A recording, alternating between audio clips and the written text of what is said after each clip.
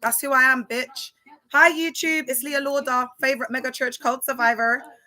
In the cup, and I'm here exposing up church cults as per usual. Not a damn thing's changed. Not a day in my life. So I'm here exposing as per usual. I'm gonna start off by talking about some dusty 304s from North London that want to have their name in my mouth. Now, I'm not gonna go into this so much. I need to turn this down. To hell. y'all gonna get my story, then you gonna get their story, and then you gonna get the truth, baby. You gonna get the truth because I've got the whole recording. This is why I can't believe that they're moving like this, because I've got the whole 1 hour and 5 minute recording of the whole thing, like exactly what went down, and they're still online doing this. They're gonna look so silly. All right. So what happened was, I don't even know what this girl is. Dani, she went on a podcast and she mentioned my name. Now, I've just got a good heart in it, and that's always what my downfall is, because my heart, I've got too much of a good heart. So anyway, she's mentioned me. I'm sharing it. I'm like tagging everyone, trying to get the post momentum, because if you go and see on her post, the only post that has any views on her TikTok page is the post that she did mentioning my name. That's the only post that's got over 7,000 views or whatever. That's because of me. Put my blood clot name on it. Yeah. So when she sees that now, they've seen the clout that's come from the post. They've seen the clout. So they must have had their conversations behind the scenes. And now this dusty 304 from North London has come to message me and say that they want to extend the invitation. Clock it. Girl, when I tell you I've got every single MF receipt. So now this brother's messaged me, and because Dani was like around, she'd spoken on a few lives, maybe 1 or 2, but when she comes on, she's so radical that I had to stop bringing her up on the live, like even when she requested, because it's just too triggering. Like, she's so indoctrinated. But I thought she'd kind of changed. I was seeing she was sharing things and whatnot. So I thought, oh, let me go on, because when I looked at the podcast, I seen it's a mess. They only had like 2,000 followers. I had absolutely no reason to go on this ghetto ass North London podcast. The reason I went was because I said, let me support the hood. This is what I'm about. I've been asked to go on big podcasts and I've said no. But because I thought it fit into our ethos and ethics, I said, let me explore this. They're just guys from the ends trying to do a thing. So I said, let me go on. I could see from their content that I was going to be their highest profile guest that they've had since. So because I think Dani's claim to fame is back chat. And she was like, what did you do? What did you do? All right, girl. I was on X Factor in 2007 when I was 19. I auditioned with millions of people and got through. And I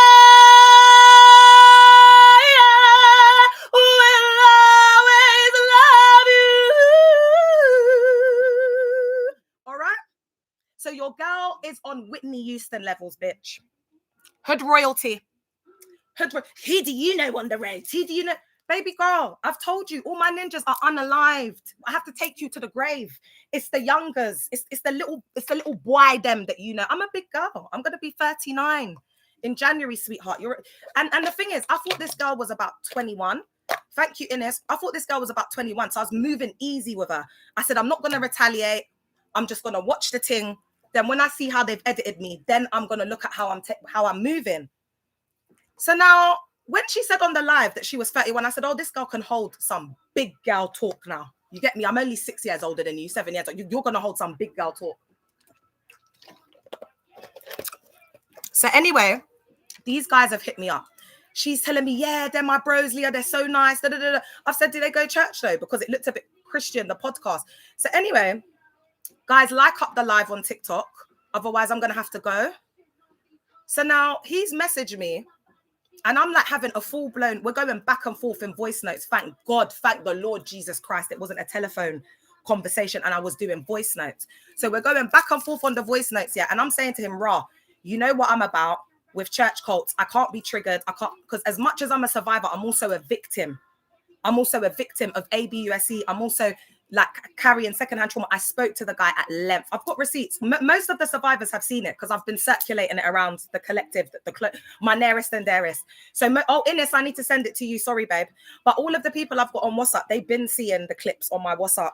status. The collective's been G'd up. They've been knowing what's going on, but they didn't need to see the video because you can take one look at Dani and see she's a blood clot mess. The girl's 31, popping up in Shein onesies. Like, are you all right? And then you said I look like Big Bird in my £350 jacket. I look like Big Bird in my £350 jacket. Okay. All right, baby girl. Okay, how much was your fit? Because it's not even about the money, but the quality of my jacket was it is quality, Jay. I don't walk around with cheap material because I'm into materials. I don't walk around in cheap cloth. I'm a Proverbs 31 bitch. Do you understand? Clothed in strength and dignity and fine linen. So as I was saying, I've got to the podcast now, guys. From the moment I pulled up in the car park, I should have known by this guy's 2008 Vauxhall that it was given Dusty and 304. But again, I said, I'm going to humble myself. I knew that these guys were broke. I was just coming to do them more of a favor than me. And I thought it would be nice to go on a podcast, let the survivors get a little bit, because I hadn't been on something for a while. But I had learned, because I'd gone on a few podcasts where it didn't go my way, but I made them look like absolute idiots. So they haven't published the podcast because they look like such idiots, but they came to try and catch me out. They look like absolute idiots, like they're going to get cancelled. Absolutely. Nas, it is. They're going to get absolutely cancelled. But because they're so hungry and thirsty for the clout, they have to put it up. They have to put it up. They've got to put it up. They've got to put it up because they're never going to get a guest like me again. This is their only opportunity for clout. They know when they put it up, they're going to get the views and they can't afford to lose that. Also, they're dusty and broke. So they would have just wasted their money on studios. So even though they're going to cancel themselves by putting out the content, they're going to be exposed. Whether they put the content out or not, I'm still going to put out the one. My guys, as I pulled up, and I got out of my car, my man's coming out of a 2008 Vauxhall. I'm thinking, okay, he's dusty and broke, but he's trying to come up with the podcast. Ladies, be careful when you go on these podcasts with these broke guys because they're in survival mode, they're in fight or flight, and you're going to see it in action. You're going to see, and Dani, for your information, girl, let me tell you something, right? When I say 304, I'm not talking about a HOE that's working the clubs. I'm talking about gal like you, who use religion to cover their sins, who use religion to get some D. In that situation, you should have held the space for me as a female because they were abusive, they were misogynistic, they were narcissistic, and I've got it all on video. And everybody's going to see it. Everybody's going to see the pick-me that you are, that you sat there and you allowed another woman to get abused like that. But because I'm a boss and I'm a G and I'm a reformed gangster, they couldn't make me feel intimidated. But if that was another gal, you lot are going to see it was disgusting. Absolutely. Guys, when I tell you, oh my God, I'm going to take this so far. I'm just waiting for Sunday. Once the Sunday comes, y'all going to see what I'm on. You lot are going to see what I'm on. I'm not giving away too much. And that's all I'm going to say about that because my movements afterwards, because I clocked it. From the moment I left the podcast, I clocked it. And I've been strategizing from the evening I left. So anyway, I'm in the podcast now, I know, as I've come out of the car, the guy, the one who's chatting the most, because the other ones couldn't chat, there was one, and they're just chatting human fecal matter. When you listen to the podcast, they're so DUMB, they don't know what the hell to say. They're talking human fecal matter. Nothing makes sense. Nothing's adding up. You know me, I'm shouting. I'm like, F's back. I'm like, where is the building? Where is the building, David? They're going to use those clips, but that's fine. You use your clips, ho. I'm going to use my clips afterwards, showing the whole thing. Because the whole hour and a half, I haven't edited none of it. My man's billing up illegal substances in the video. So Lula Rouge, I'm gonna call you today, girl. Billing up illegal substances in this bitch. He was drinking out of the bottle, drinking out of the Prosecco, the cheap Prosecco that he bought from Aldi, drinking out of the cheap drinks that he bought. He came with drinks in an Aldi bag. Oh my God. Y'all can't do it like me. Y'all can't do it like me. Woke up and I'm still in the league. What these hoes need to understand is I was in a cult for 18 years. I've pulled up, I've come on the internet, and here I am. Everybody knowing me like I've been around for a decade. Everybody knowing me like I'm big sis, like I'm one of the YouTuber OGs that's been around chatting to the gal them and man them since 2010. Come on, man. Do you know who I am outside? Listen, let me tell you something. They got the shock of their life. They got the blood clot shock of their life. Because people think this is an act. I'm very animated. But the energy is blood clot real. When you meet me in blood clot real life, this energy is so real. how you feel this energy, like you know what I'm on. And I'm telling you now, this gal had nothing to say to me in real life. It's a joke. You want to come online? All of them gal there that's butch like her with the tats, they're not bad. Do you know what I'm saying? They're not bad. Look at baddies. What's that girl named? Anna Mac. When you look at Anna Mac, would you think Anna Mac's on anything? Underestimate the pretty marga scrawny gal them that's been bullied since the beginning of time because gal them's been jealous since primary school. Try me, baby. Try me. Try me. I've been fighting my whole life just because I'm beautiful. Just because. Right, so I'm going to break it all down. So now I get out of the car, yeah, my man's videoing me like I'm a celeb. He's like this, videoing me like I'm a celebrity, you know. So I'm like, ooh, if he puts up the videos, you'll see, like, I'm like, because he's treating me like a celeb. And that's why I wanted to go, because with the hood man them, they treat me right. I knew that they were going to church and whatever, but I thought, oh, it's fine. But my mistake was they were broke. I didn't realize they were that broke. And to be honest, it's a lesson. Because next time when I see the car, it was a 2008 Vauxhall. That, when I think back, that's why I'm angry with myself. That's the only reason. That's that I allowed myself to be put in this dusty, broke situation. But there's a deeper message and there's a deeper meaning that I will be exposing, and you will be seeing it. So it's God orchestrated. It's divine timing and divine planning. Yeah, broke ninjas. It's the brokenness is just too much. Like it was just given. Like, I'm not used to being around them type of feminine, like broke man them. So you can see, because basically they're gonna edit it to make me try and look like an idiot or whatever it is that they want to do up. But I've got the full recording with no edits, bitch. That's going live on YouTube at 7 p.m. y'all. It's going live. You're gonna see how much I've badded them up. They look like idiots. That's why they're gonna edit it to look. I don't even know why they would want to put that content out, but okay. In the beginning, as soon as I've come here, another thing that you lot might want to know. Oh my God, I saved myself with the recording. And you lot, hear the biggest joke, yeah? I never used, and you see all of you lot that's been on the live, all of my mods have screenshotted you. We've taken your profile pic. We know exactly who y'all are. We're on to you. Just to let you lot know. And you see all of you fake believers and save people that were in there backing it and doing the most. You see in 7 days on Sunday, when you see that podcast and then you see the full, I want to see you back it. I want to see you back it for them, chair. All for fame. Lucia, all for 5 minutes of fame and clout. This is what I'm telling you. These are the 304s. D-riding, clout chasing, do anything to get some fame. That's what a 304 is.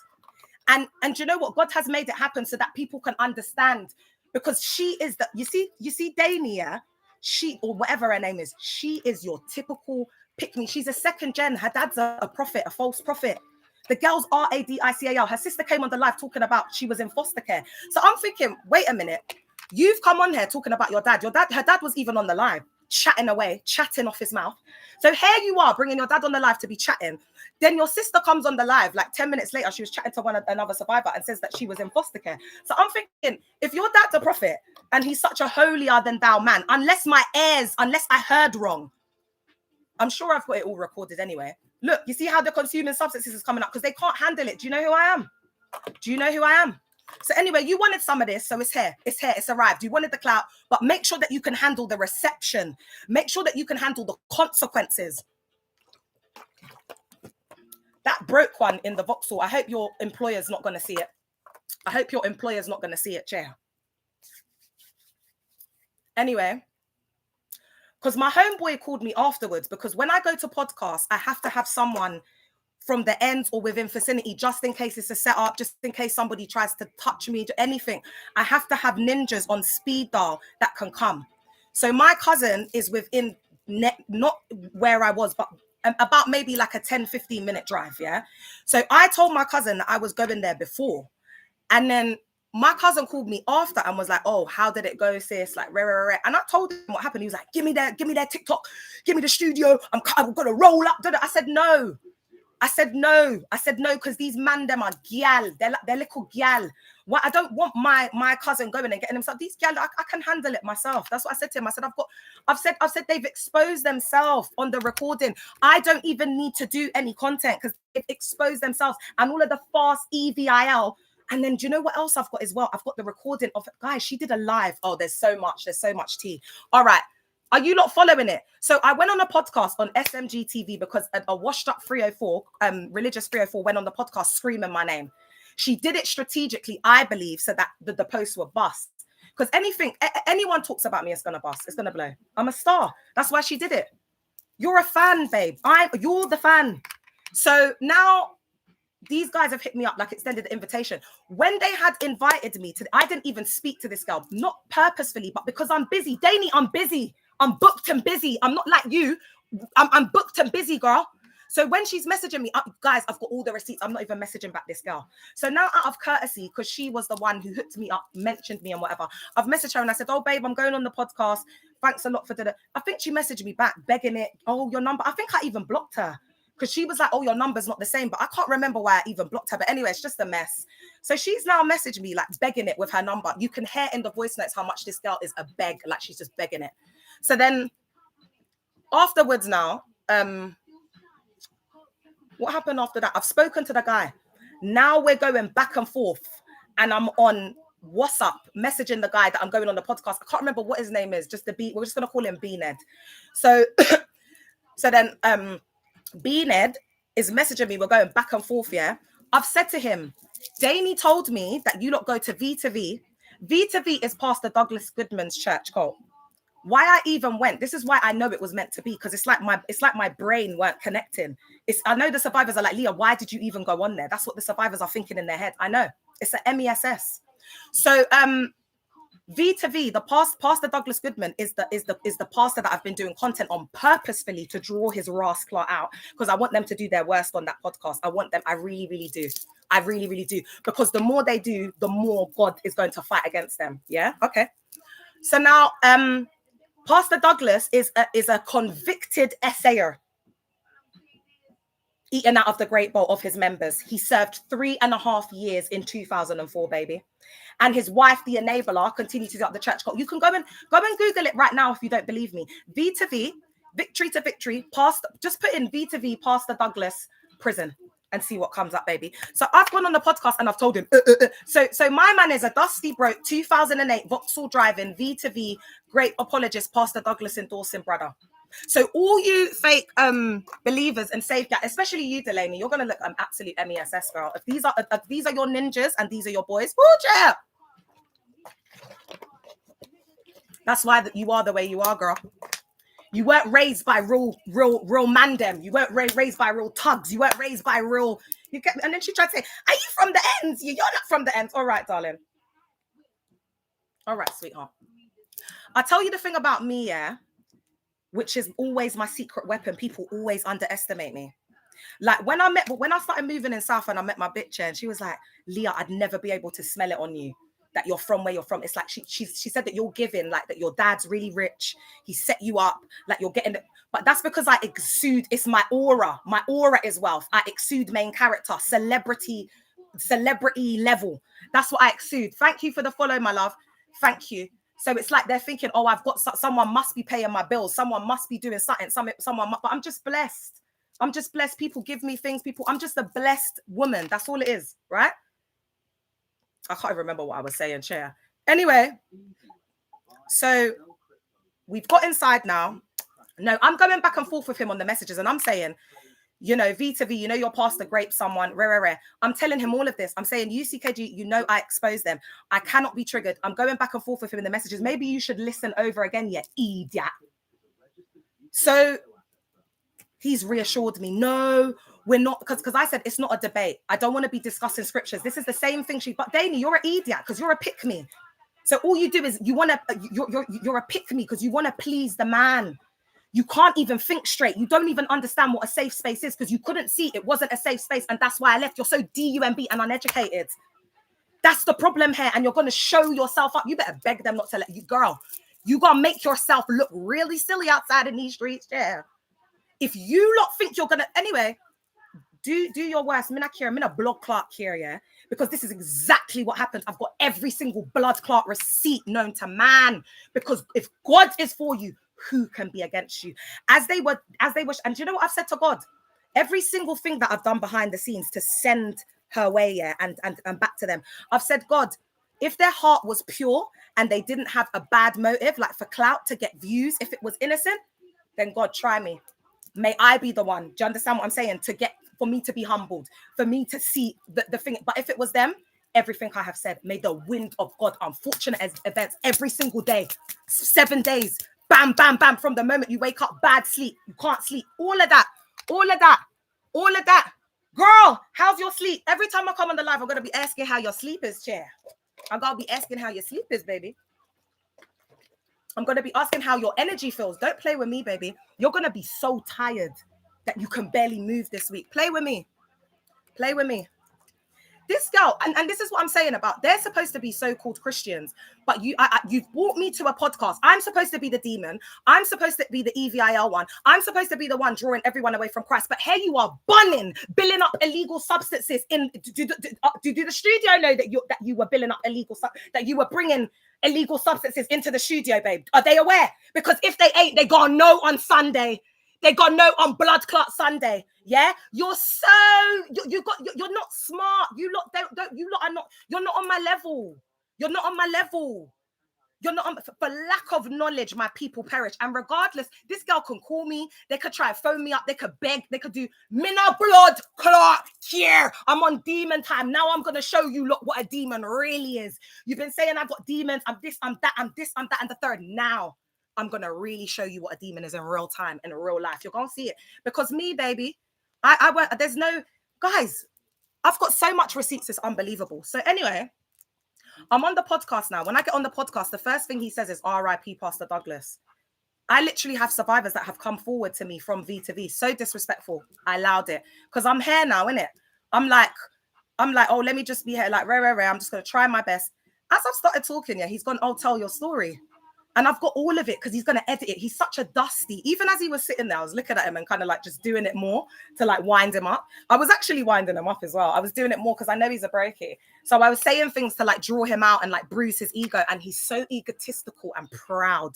I don't know if his name's Pepe. I don't know what his name is from the SMG TV. He's an absolute MESS. I'm going to actually say, have any women had any experiences with any of these men as well? Because I'm pretty sure that there are, because he's abusive. I'm pretty sure that there's women. If he can have babies, I don't know if he's able to produce, but if he has, I want to know. I'm going to also put out if anybody has had any experiences with them. That's Danny, that's the big one, Io, and the other one. I think his name's Pepe. The one with the dreads, unless he starts running his mouth, I'm actually going to allow him because the one with the dreads was actually not too bad. Do you know what I mean? He was the only one who had a little bit of common sense, and out of all of them, I bet you he's the realest one. Why are you moving with that group? Why are you with them? The guy with the locks that I was on the podcast, and I'm going to say it on my, why are you moving with them, man, them? Did you come a bit more from the hood? So you thought, oh, let me move with some people who are a little bit more like, you know, nerdish, like to try and do something. Baby, you need to just do your own thing. That guy's the star of the show anyway. If it was just me and that brother with the locks, we would have got it. We would have had a good podcast.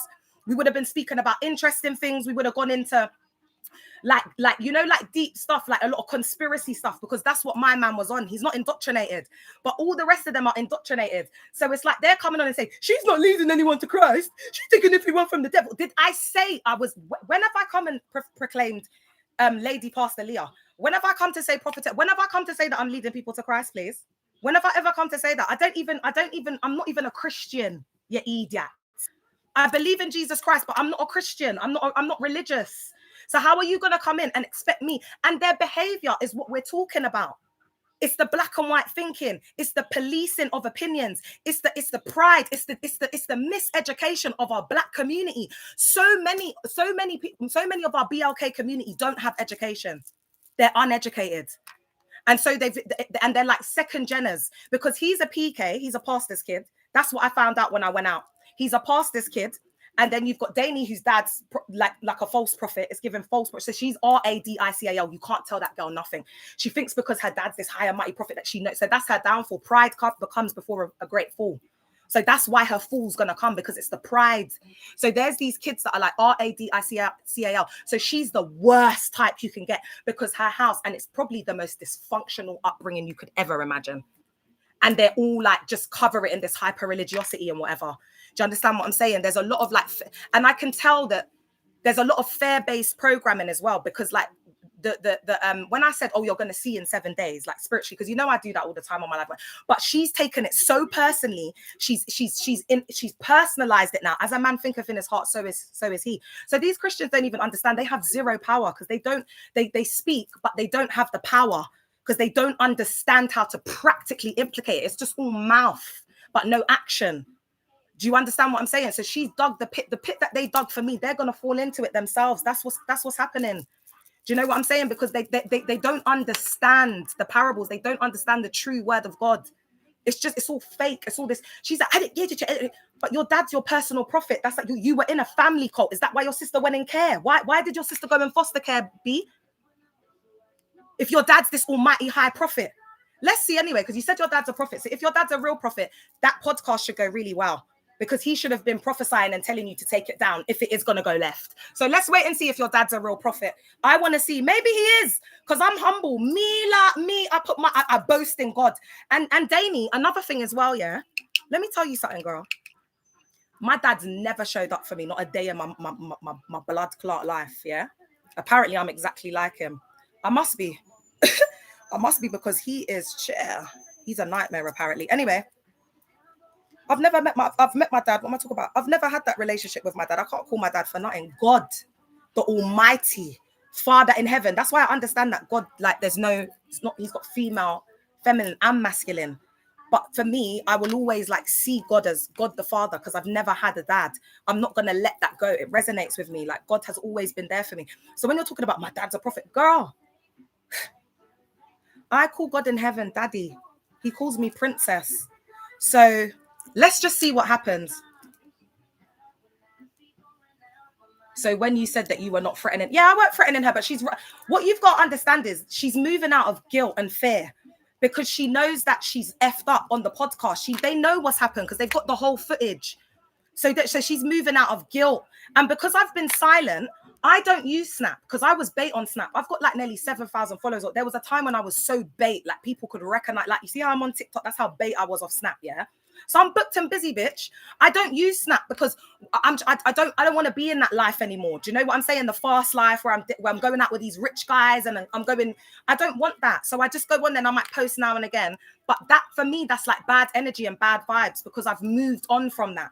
So I'm more on TikTok, my Instagram. I'm consumed by survivors. So when she was calling me that week, you lot saw I was posting. I'm overwhelmed. I've got an overwhelm. I wasn't even thinking about this, bitch. All the podcasts. Because I've got so many girls, especially girls that have been getting used and ABUSED'd by pastors. You lot heard, I got a call. I was getting calls on my live. It was mad. So I'm not even thinking about this blood clot podcast. She's now said she's messaged me on Snap. Babe, I just use Snap to take pictures for the filter. That's the only reason I use Snap, girl. So she's there like, I messaged you on Snap. But they've got afraid they got shook off. Because what I did was, I'm so smart. I deleted the guy's number, but I didn't block him. I wanted to make him think I'd blocked him. I wanted to create, because I wanted to see if they were guilty. So I drew them out with ignoring them, giving them silent treatment, not talking about it to see if my intuition was right. And it was bang on. So I set them up. I've been planning this. I've been in the lab. From the moment I got home, I've been in the lab. And I was just thinking, thank God I've got that full recordings. All right. So now where are we? So he's reassured me. He actually said to me, it's a safe space. One thing that he said to me, and I'm going to actually put it there in the content, and then I'm going to show you what they did after. Because I was like, I can't be going back and forth with people debating about scriptures and about religion, because I said, I'm not here to talk about the scriptures and talk about religion. I'm here to talk about cult, and I'm here to talk about abuse. That's what I said to him on the voice note, as clear as day. It's recorded. His voice is on there. His dusty, broke voice. You can hear me. It's all on there. The receipts are all there. He said to me, no. You'll see on our content when people come on, it's just about them having a space to speak their truth. Like it's just you. It's just a vibe where you're coming on to tell your story. And, you know, I've seen what you've done. And my man was begging and acting like he really wanted me to come on, yeah? So I'm like, all right. I'm like, okay. Then he's messaging me, oh, what snacks do you want? What you so I'm thinking this guy's cool. Like, do you get me? Because hood man them love me. They're obsessed. So I'm thinking, let me go and just get worshipped a bit, you know, like get the juice, like, you know, just get my little freebies, go and do a little podcast. And then I was thinking, depending on how lit they are, my friend owns like a little I don't want to say where, but he owns a little club like in the area. So I was like, if they're nice, then we could go there. Like, do you know what I mean? Have a bit of shisha. Rare. I had plans because I was vibing with them. I was like, oh, like after, can I take film? Da, da, da. And then I was going to see how the vibe was, and then I was going to get my cousin and his people, and we were going to go to the club. That was my whole thinking. And that's why my cousin called me after, like, am I going to pull up? They just effed it up for themselves. They messed it up for themselves, man. Especially Dani. She messed it up for herself. But God had to show me that she's that EVIL in heart. Because she can't be a part of this where we're going on the podcast. She's just going to be washed up. Probably be pregnant out of wedlock soon. Them guys with the biggest mouth, like, oh God, my dad, prophet, this, that. They're always the ones that have to get humbled.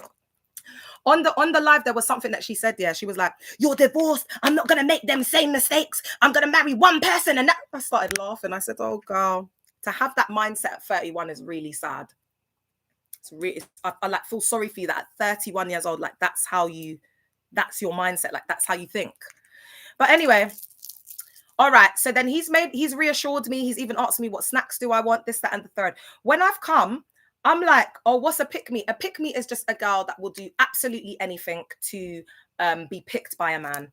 So it doesn't matter what she has to do. If she has to break down other women, ABUSC other women, she could see that a woman is in the wrong and the man is in the wrong, and she will still take the man's side. So when you look at the hierarchical genders and structures within this religion, it's like the man is the head. So even if the man's putting hands on the woman, you know, abusing a woman, whatever, oh, okay, all right. But maybe someone needed to know. But that's basically what a pick me is.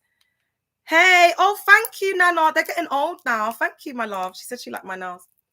So anyway, I've got to the podcast now. When I'm at the podcast, he's come in. He's got a spliff in his mouth. It's okay. It's fine.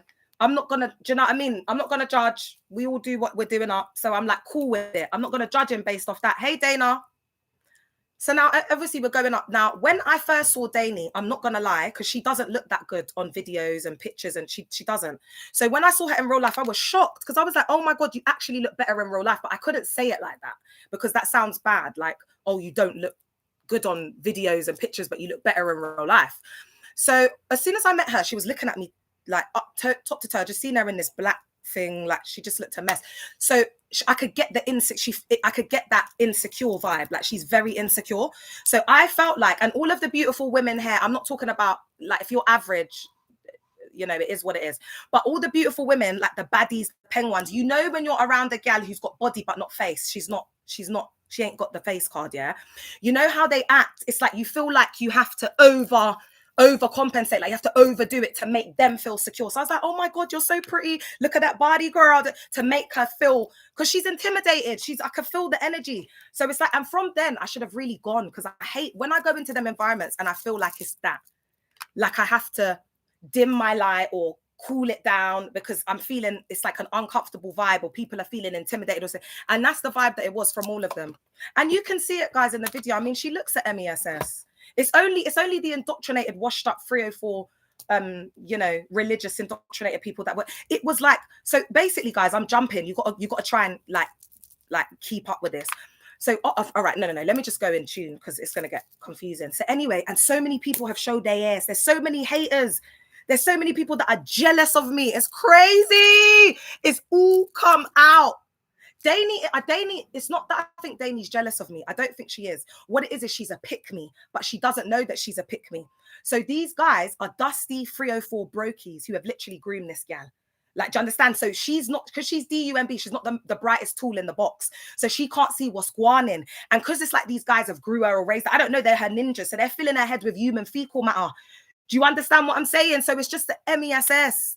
And if Dani like had been a bit humble and dealt with it in a different way, I would have sat her down like big sis and said, babe, them are washed up. You need to separate yourself. That's not the way to go. I would have spoken to her, but I just thought, nah, man, because you didn't try and hold the space for me or back it or do anything. She did none of the sort. So I said, let me leave her, man, to her own demise.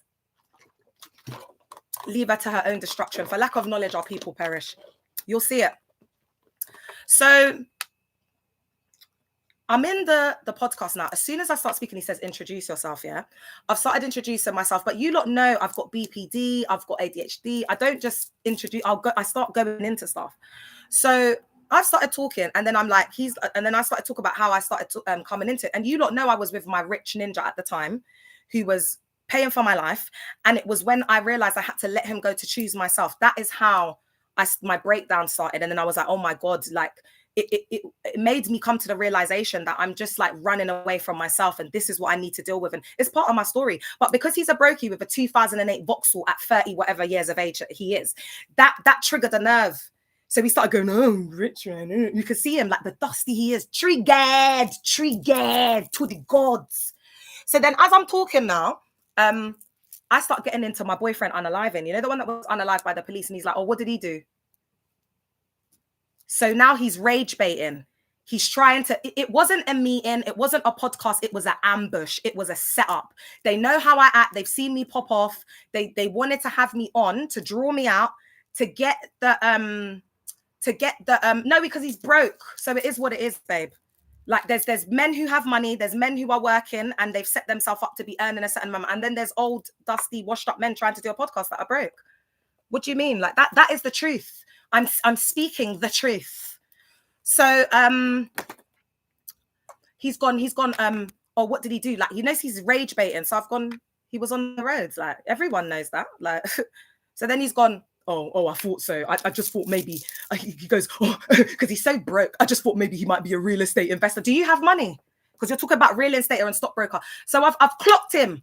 So now I've just been like, do you know what? I'm just going to make him look like an idiot because he thinks he knows stuff. Like he thinks he's so, you know, them guys that are DUMP, like they don't know nothing, but it's like they're proud, ego. So it's like they think they know something, but you don't know nothing.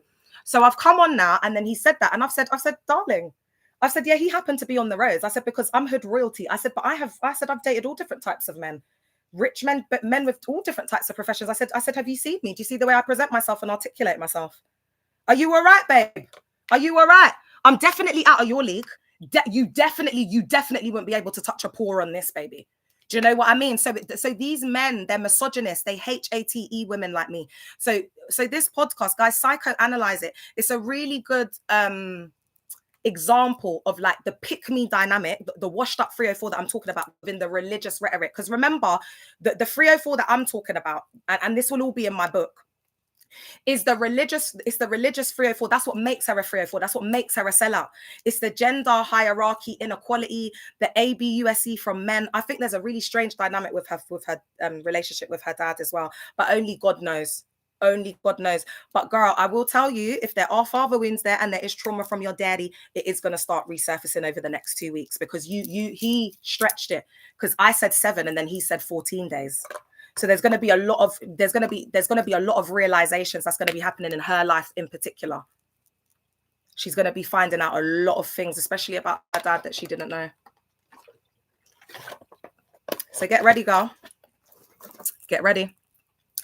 So he's just digging and digging. At a point, I'm trying to talk and tell him like about the survivors.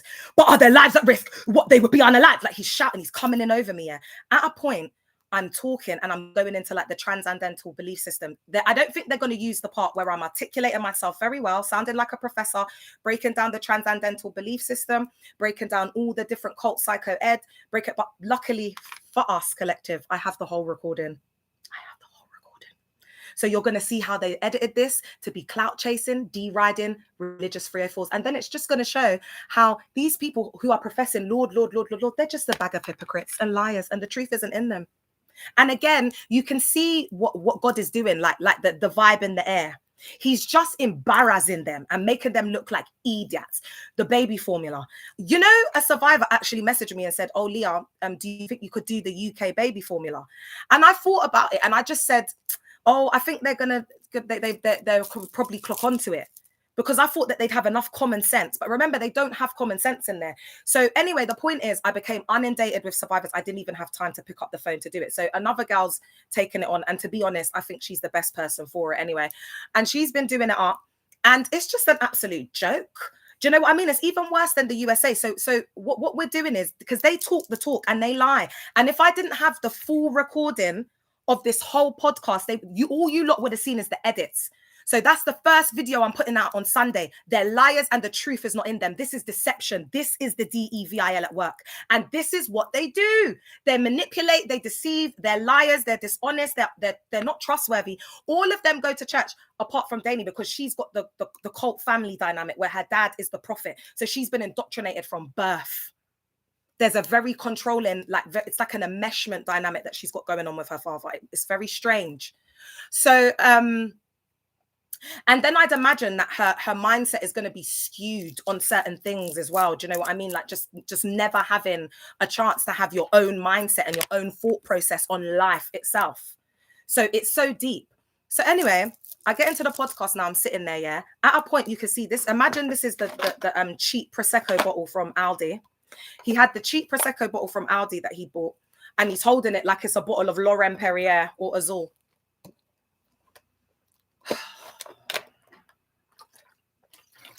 Do you know what? I think I'm just going to call one of my ninjas to just get them to buy me a bottle of champagne. So when I'm mocking him online, I can have an expensive bottle there. Or a bottle of Azul. But if I tell them what happened and I cry and pretend to be upset, they'll give me a more expensive liquor. So guys, I'm gonna aim for not Moët, because Moët is cheap. That's probably what them like what I went on the podcast would be popping, you know, like in the club thinking that they're, you know what the man them were doing with me back in 2002. Man them like SMG TV podcast would be holding the Moët, you know, like it's worth of like it's Laurent Perrier or a bottle of Azul, Ace, you know what I mean, like Ace of Spades or something, like it's a big boy drink. Them man them make me laugh, man. All right. So I'm in the podcast now, and as I'm sitting there, he was just rage baiting me the whole time. You see it throughout. He was trying to get a reaction, and I think he was getting frustrated because I weren't giving him the reaction that he wanted. And because I weren't giving him the reaction, he was getting more angrier. But what I thought, because when he called me and he said, "What drink do you want?" I was just told him a cherry B, because I knew they were broke. So I was like, just a cherry B, or like just a little glass of red wine. I was being so humble. Oh my God. I was being so humble. Like when men say, like, "What do you drink, Leah?" I will say my red Bordeaux wines. Like the man them have to go and Google it. If you're not a connoisseur, if you're not versed and cultured in wine selection, then you won't know what I'm talking about. Like the man them have to have a cellar. That's why these guys who are just outside in the clubs, the 419ers, the fraudsters, whatever, that are just out blowing out the backs of gal them. The difference is when these man them meet me, they're talking about their wine cellar. And then I'm talking about all the different wines, the notes, the scents. I'm talking about the difference between the French wines in Italy, how they're cured. I'm so intelligent that I start talking. And then these guys are like, "Oh my God, she's beautiful. And she's got brains. Oh my God." They haven't seen it before, babe.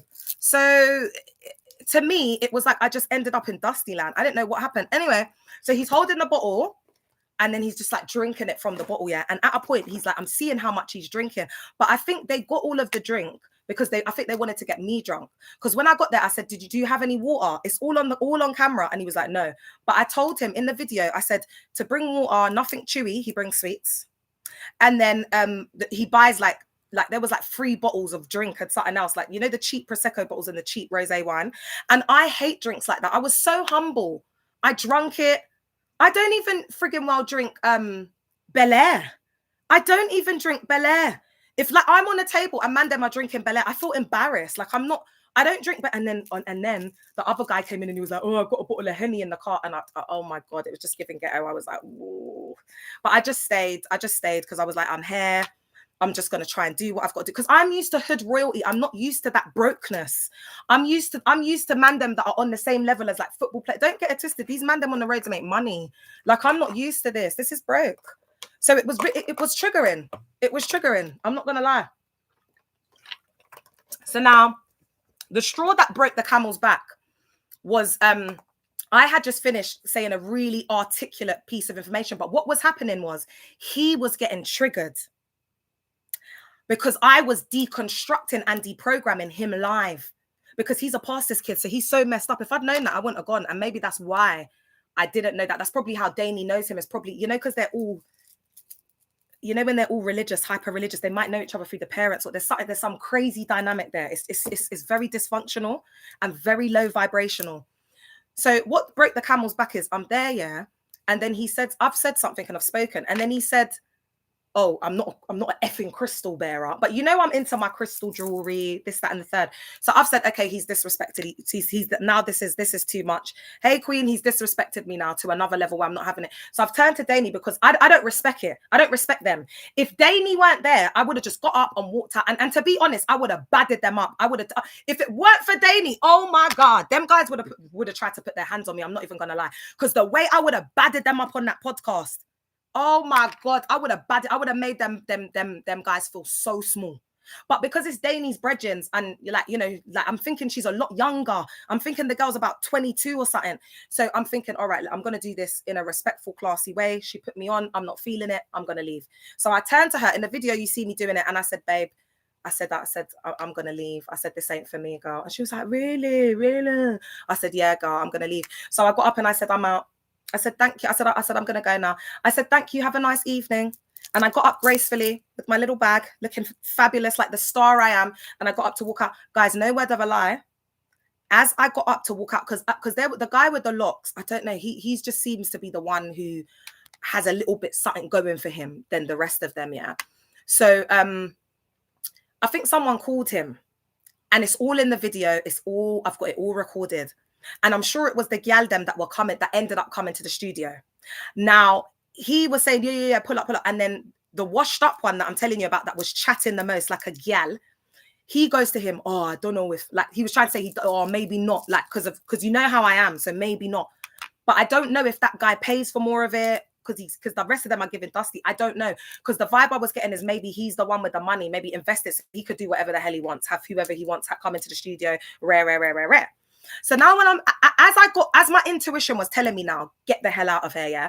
As I've got up to walk out, 2 young girls have walked in the room, got it all recorded, because you can't see the gal them walking in, because the gal them walking in, they're silent. So you see, if I was saying all of this to you and I didn't have it all recorded, I'd look crazy.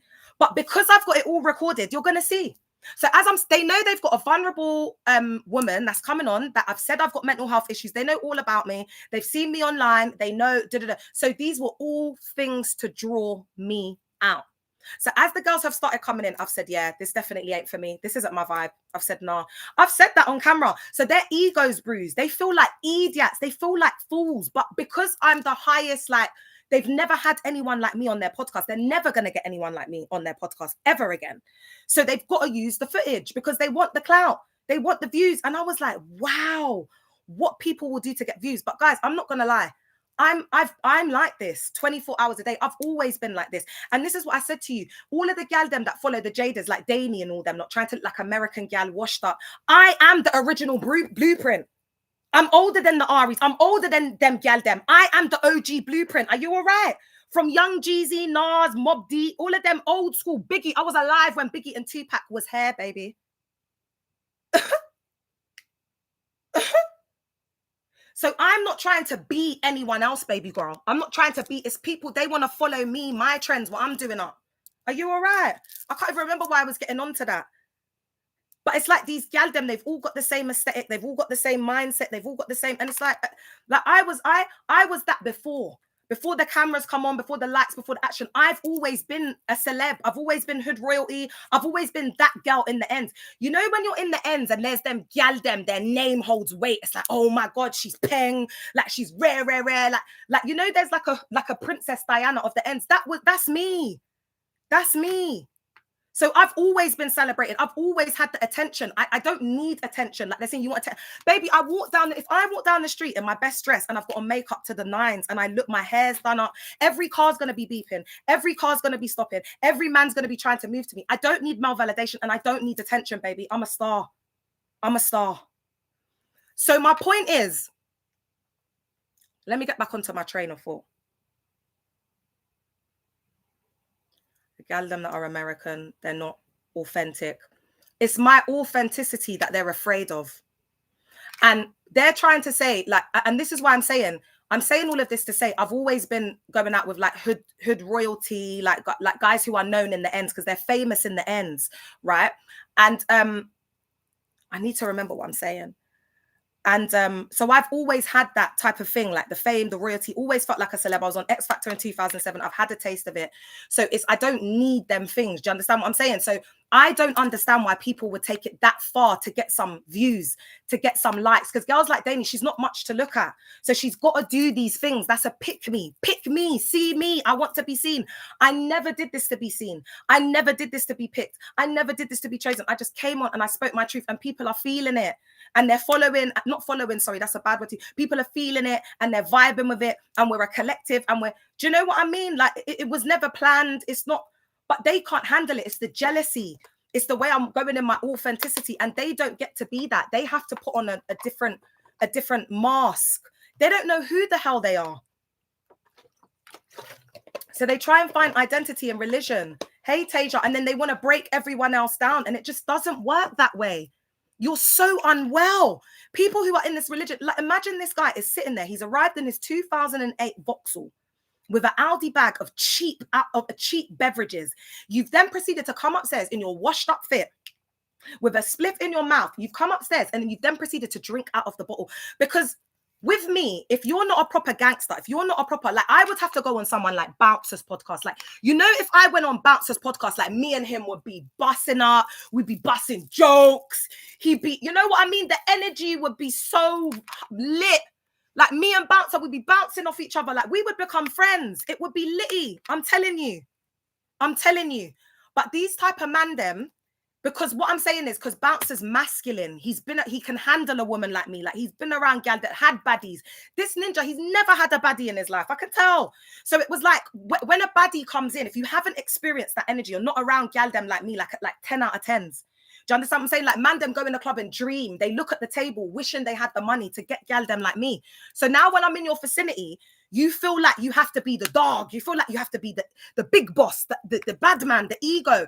But he just ended up drinking too much. He couldn't handle it. He couldn't handle the energy. He couldn't handle the aura. He effed up. He messed it up.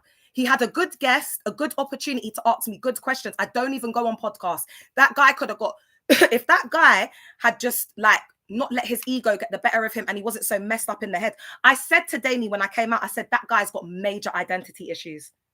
I said he's got major identity issues and I said he's got a lot of undiagnosed mental health, Dani. That's the last thing I said to her. And she's going to have to learn the hard way. As my nan said, those who don't hear must feel. Those who don't hear must feel. Because me before, I wouldn't have even put up the full edit because they were doing so much stuff in there that they could cancel themselves for their behavior. So I wasn't originally going to put up the full edit. But it was the behavior afterwards, the behavior from Dani that I've seen afterwards that has made me just go full throttle. But remember, they're guilty. They know what they've done is wrong. So they're moving out of guilt and frustration and ego and pride. And as a result of that, they're showing the world. So as a result of the podcast, I've walked out now. Apparently, she's messaged me on Snap. As I've said to you, I only use Snap. And guys, what I'm actually going to do, because this girl's going to look like an absolute idiot. By the time I'm done with her, I don't know how she's going to be able to walk in these online streets, yeah. But what I'm going to show you is, because remember I told you I'm lit on Snap. So I've got like nearly 7,000 followers, this, that, and the third. So on my Snap, because I was even making money on Snap. Are you all right? Babe, she don't know who she's dealing with. So what I'm going to do is, when I go into my Snap, I'm going to show you, like, I've probably got about 1,000 friend requests on my Snap currently, yeah? So I'm going to show you all of the friend requests. And you know what? I'm so glad I've got receipts, because people think I'm delusional, like, when I talk. But it's because this is my reality, because I am that. So I'm going to have loads of friend requests on there. So I could show you that even if I saw a friend request from her, I wouldn't have even blood clot seen it. Because I've got so many requests. And then after that, I'm going to show you all of the messages that I haven't even opened on my Snap, because there's just, you know, Snap's full of thirsty man them. So there's just bare messages, hundreds of messages. I'm just going to show you how booked and busy I am. That's why people like Dani, that's why she needs to know her role and her level. But what's happened is, because what you need to understand is, if you're against me, it doesn't matter. You could get 5,000, you could get 100,000 followers maybe in one day, because I'm going up against these cults that are disguised as religious, like, places of worship. So what they do have is numbers. So they will follow her thinking, yeah, she's the one who's finally come on to come and have some chat for Leah. You lot are pathetic. And again, it's just God showing that these religions, again, it's just EVIR. There's no hate, like, you know what, love, guys. And that is what this whole scenario play that is showing. That's what it's showing. Also, she doesn't have anyone with sense, like common sense in her circle. She ain't got no one around her to advise her, to give her common sense. So again, you know, in the multitude of counsel, there is safety, my love. And you just don't have that, darling. Okay. So after the podcast, yeah, oh yeah. So as I've got out to walk out now, 2 young girls, again, okay, I'm going to try and be nice here. I'm going to say 2 young girls that walked in that look like they have visible vulnerability. So they look like girls that these guys were most likely going to blow the backs out of later. They did. I don't think they were guests. If they were guests, I'm going to see. This is why I want to see on Sunday. This is why I'm going to see what they post on Sunday, because I've got the video evidence and footage. Because the guys, do you know what? The camera weren't even facing the girls that came in the studio. Do you know how much God is on my side? Where I was standing, God made it so that the camera showed the position of the girl's reflection in the mirror. So I didn't even catch them on full 4K. It's through the blood clot mirror, guys. And in 2 of the snapshots, yeah, they don't know who they're dealing with. The protection on my life is mad. So I've got the screenshot of the gal them. So this, and then I've got the voice recording of the guy saying, it's just going to be me. I owe this one, no one else. We wouldn't bring anyone else. Because I've said, you know that I don't F with people like that. So when I'm out there, my life is actually at risk. So they actually put my life at risk by bringing gal them that I do not know. So at that point, I've switched, rightly so. Yeah. And they were doing all of these things to draw me out. And this DUMB, uneducated gal, has sat there and condoned this misogynistic. I hope it goes as big as Rebecca Goodwin. That's what I'm hoping for. And I'm hoping she gets dragged online. I'm really hoping that she's going to get the dragging, the dragging of her life. Yeah, because this behavior was absolutely disgusting. Imagine if I wasn't who I said I was. And I came into that situation, they were all trying to intimidate me. The vibe was off, the energy was off. You could see it. But because I'm so gangster, I wasn't getting the cues. I was noticing some of his irritating comments, but because he's a brokey, I know how they act. So I was trying to move past that because I realized it's because he's broke, he's getting triggered because I'm talking about rich men. You can obviously see by the way I dress, the way I carry myself, I don't deal with brokies. And he was triggered by that and intimidated. And it's fine. It's fine, skinny man. It's fine. It's fine to be intimidated. It's fine to feel but feeling intimidated by a woman is quite embarrassing, but that's what it is.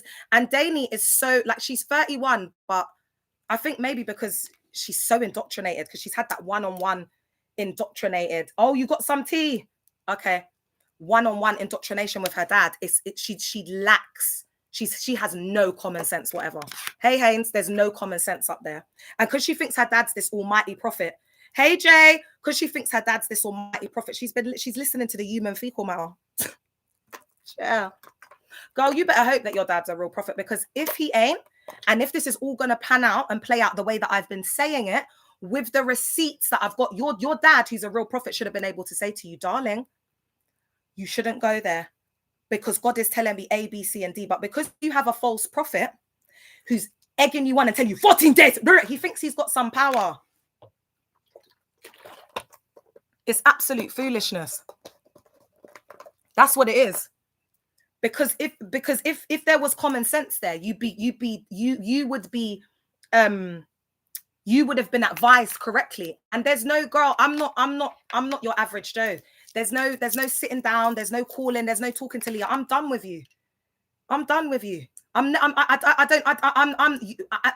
Girl, we ain't like that.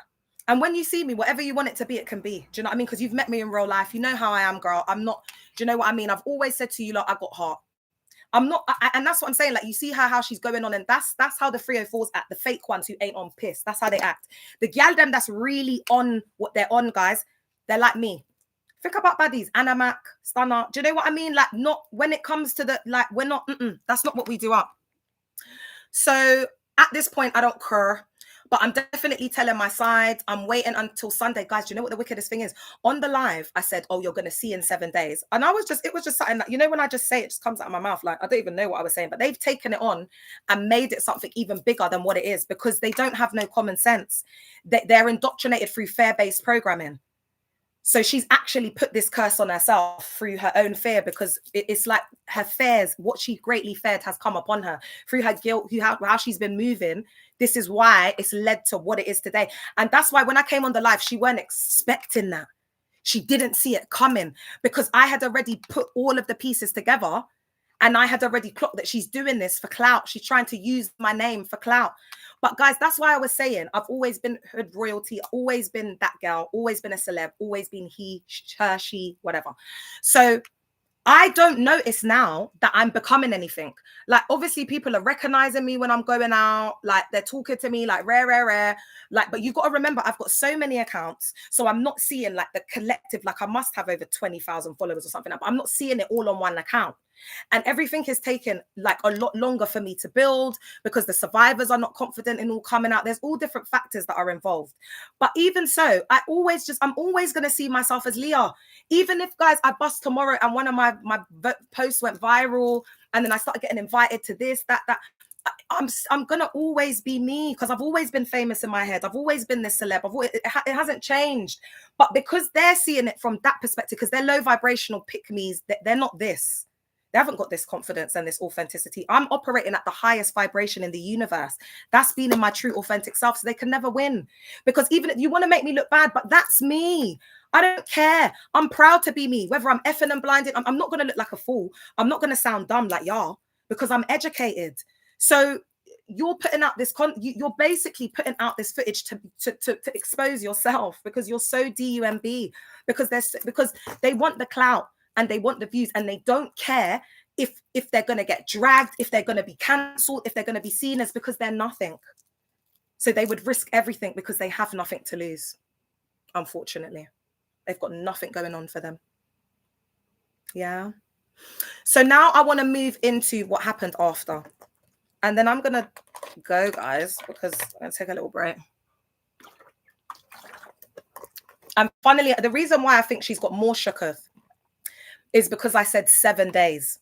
I had absolutely no idea that the content was coming out in 7 days. What they've done is they've kept the content, abused me. It's been like narcissistic reactive abuse. And you can see it. I've showed it to my friend that's a psychologist, and she's already given me everything that they're doing. Like, she's given me a possible diagnosis for the guy that was chatting. And she's also psychoanalyzed him when he left the room. So I got a lot coming. I got a lot blood clot coming, chair. So, what I want to talk about is the behavior afterwards, because they've really told on themselves. They've, like, through their behavior, you can see that they're guilty. But all the DUMB believers, like all of you should have seen them in the comments, boy. Oh my God, the EVIL, I've got it all recorded. All the mods were recording it on the live. They were like, Leah, I can't believe it. And the part that I was forgetting through all of this is that these people are proclaiming to be Christians. I've forgotten. So it's supposed to be, I think it's supposed to be, is it a Christian podcast? I don't know what the hell it is. It's SMG TV anyway. You can go and look at how much of a mess they are, yeah? And what was I saying? They're literally there, like drinking, bunning. They got gyal. They are looking for confirmation bias. Yeah. People that will just support them because they HATE me in it because of the religion. And they're brainwashed. So it's black and white thinking. They don't have a brain to think for themselves. And do you know what the most interesting part about it was? I was like, oh, I'm getting famous. I'm famous in the mega church.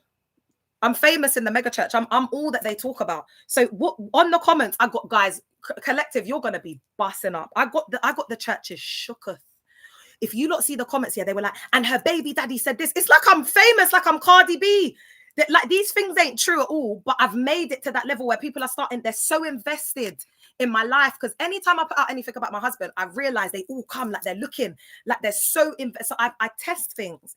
I put things out so I can notice the content that's more like the church people to be messy. And I'm so, this brain of mine, I just think so different. It's just such a lethal mix, because I've had so many different cultural experiences, and this girl ain't left, what is it, N19.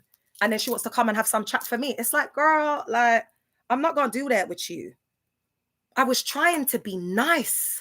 The podcast is human fecal matter. I've got way more followers than them on TikTok. I didn't need to go on it.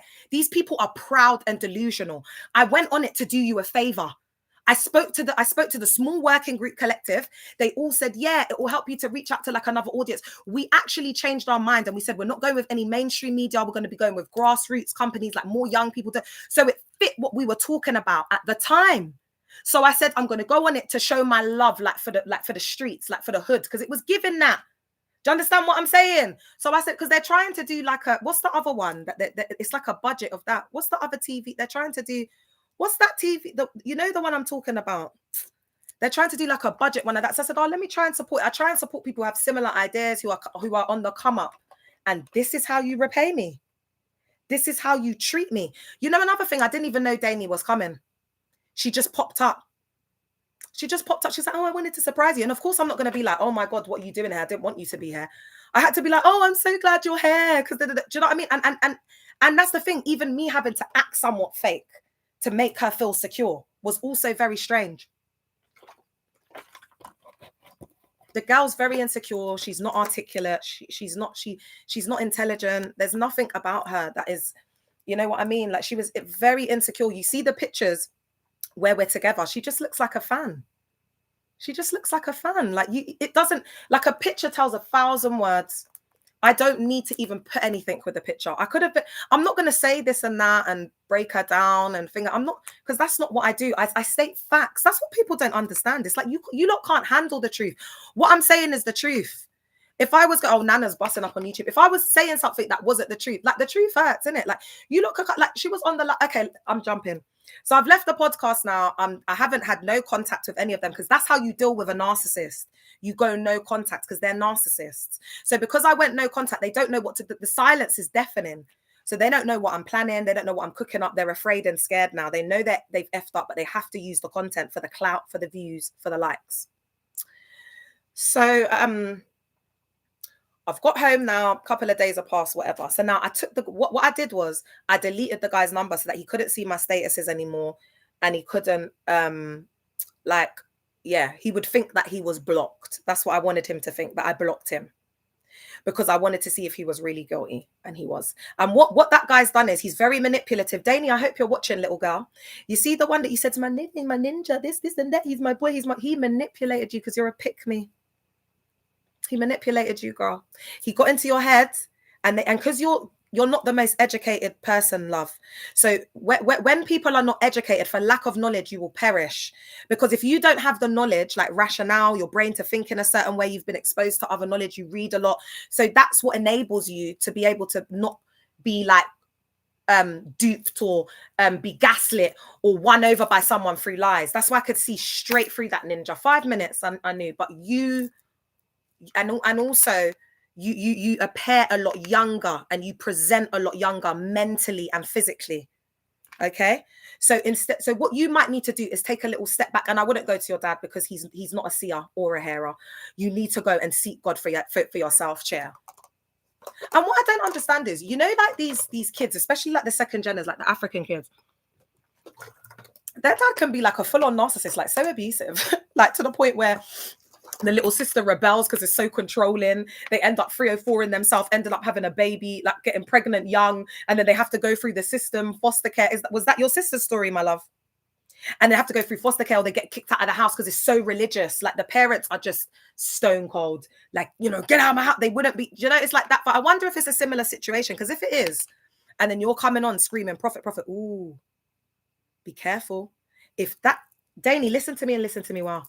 If that is what has happened to your sister and that's the story, and your dad is one of these false prophets and whatever, the Lord God, ooh, chair, you don't know the things I've been sending your way. So I hope for your sake that it's not really that, because I keep telling people because their minds are dark and they do things for clout and they want fame and they want fortune. God knows my heart. That's why he's chosen me, because he knows I don't care about those things. I've been tested in so many ways. I gave up the X Factor. I gave up my hopes and dreams to serve God in a little ghetto ass backdoor church called not in friggin' Grove. God has tested me. I don't want the fame. God knows my heart, but he also knows their heart. They judge the outward. So because I'm naturally that, I'm a big personality, I'm a star and whatever, they think I want the fame because I naturally exude that. But they're low vibrational, they've got trauma, so they're just going to be seeing from that hate and jealousy lens. Jealousy, who can withstand her? So it's all jealousy. It's because I'm operating at that authenticity. And I hope that what this is going to do, there's a lot of people that I was disappointed in. There's and Priscilla was also on there. And what it is with Priscilla, there's been so many, like I'm a bit upset with JB as well, because JB is very dangerous with what he's doing, because although he's deconstructing, he's still keeping the Christianity. He's not separating it. And it's like he's trying to fuse the two to try and maybe be something different to what I am doing. But he's going to see very quickly that's all going to fall apart. So I no longer F with JB. I won't be sharing his content. Oh, she put hate and Cardi B reposting you. Yes, girl. And the hate has been hating. Like the gal them have been hating, trying to use my name for clout, because I've been getting, but again, I'm not seeing none of this as like, you know, a big deal. It's just me just doing my thing, guys. I'm very humble in heart. But I think I am going to have to actually sit down and look at the success that I've achieved to this point, and maybe sit down and look at it in its entirety so that I can understand. I think because I'm neurodivergent as well, is Nas on here? I think because I'm neurodivergent, it's all of these different things that are factoring in. But I'm just always going to be Leah. That's why I said I'm not an influencer. When I first came on here, Nas, can you tell me, like, how would that affect me neurodivergence wise? Because I'm sure I've got autism, ADHD, and BPD as well. I think I've got all three of them, girl. And it's just so sad that, you know, like women get treated this way, especially when they're vulnerable, because I have a very strong presentation, but I'm just so soft inside. Like I'm such a soft teddy, like I've been through so much. And for them to have treated me like that on that set, it was so abusive. Like I'm praying to God that it goes viral for the right reasons. I'm really, because these people, these religious people are EVIL chair. Like the EVI. Oh, Tally, you know, when I was sending stuff her way yesterday, I said, because when Tally came on that time, I can't remember who it was that was beefing me. And Tally said, may she be consumed by her jealousy. Tally, I'm going to message you because I want you to send some stuff their way, man. This girl Tally, they set me up. This girl set me up to go on a podcast to try and make me look stupid. They drew me out.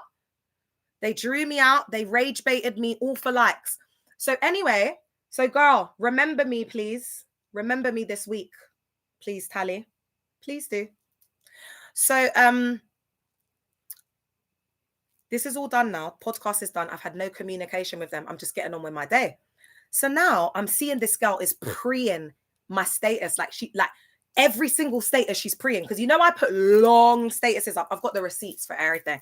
This girl's preing my status. I'm thinking, raw. She's really trying to look at what I'm doing because they wanted to see if I'm posting it up before. Because Dani knows it, like deep down inside, she knows that what's been done is wrong. Yeah, she knows deep down inside, like she knows what's been done is wrong. But because she's such a 304, and this is why I said to you, she's the perfect example of a pick-me 304 type of religious gal. Anything for clout, anything for likes, anything to be famous. She wants to be that girl.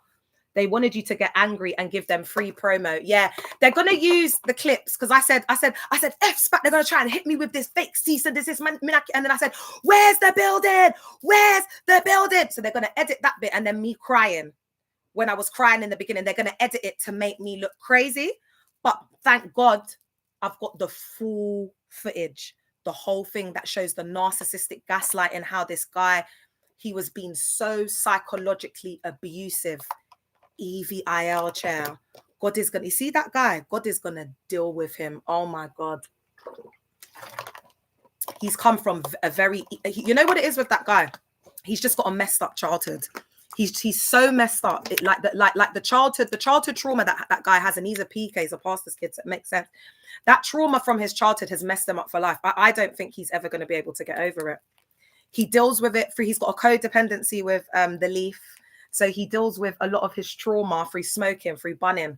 So that's why at the time when I was deconstructing him, there was obviously things that were triggering him and he didn't know how to deal with it. So he was just over drinking and he was drunk and he slipped up and he wasn't able to handle the space. He couldn't hold the space. He's not a man.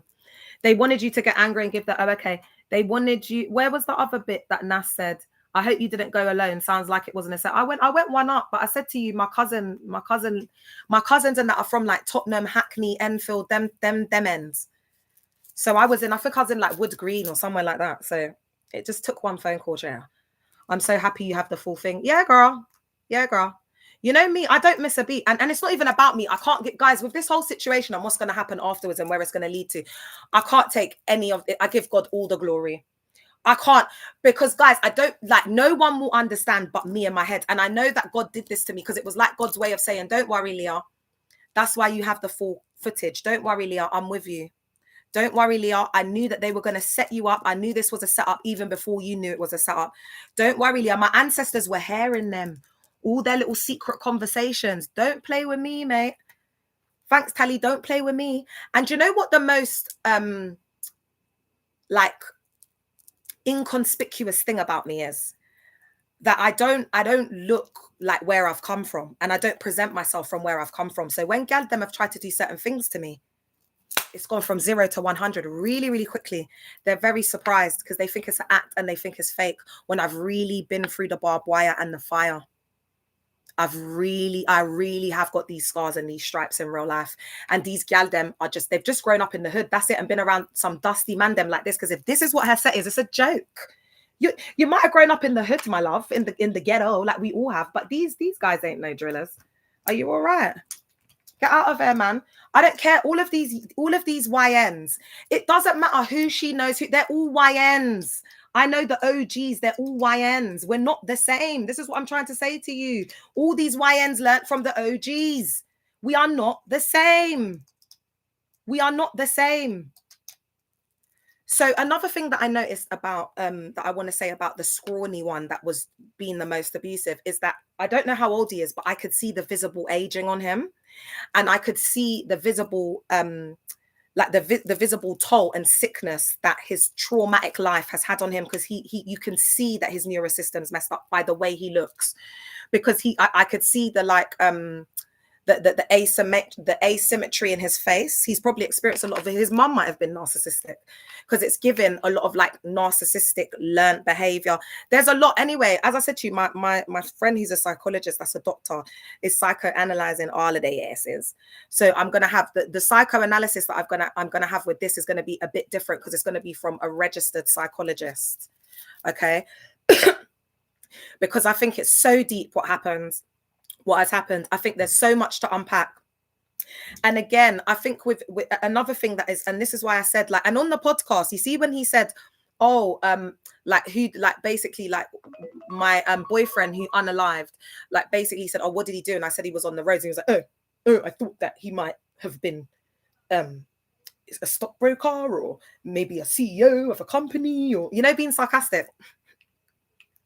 And what was I going to say? What was I going to say? There was I've forgotten what I was. I've lost it. Oh, yeah.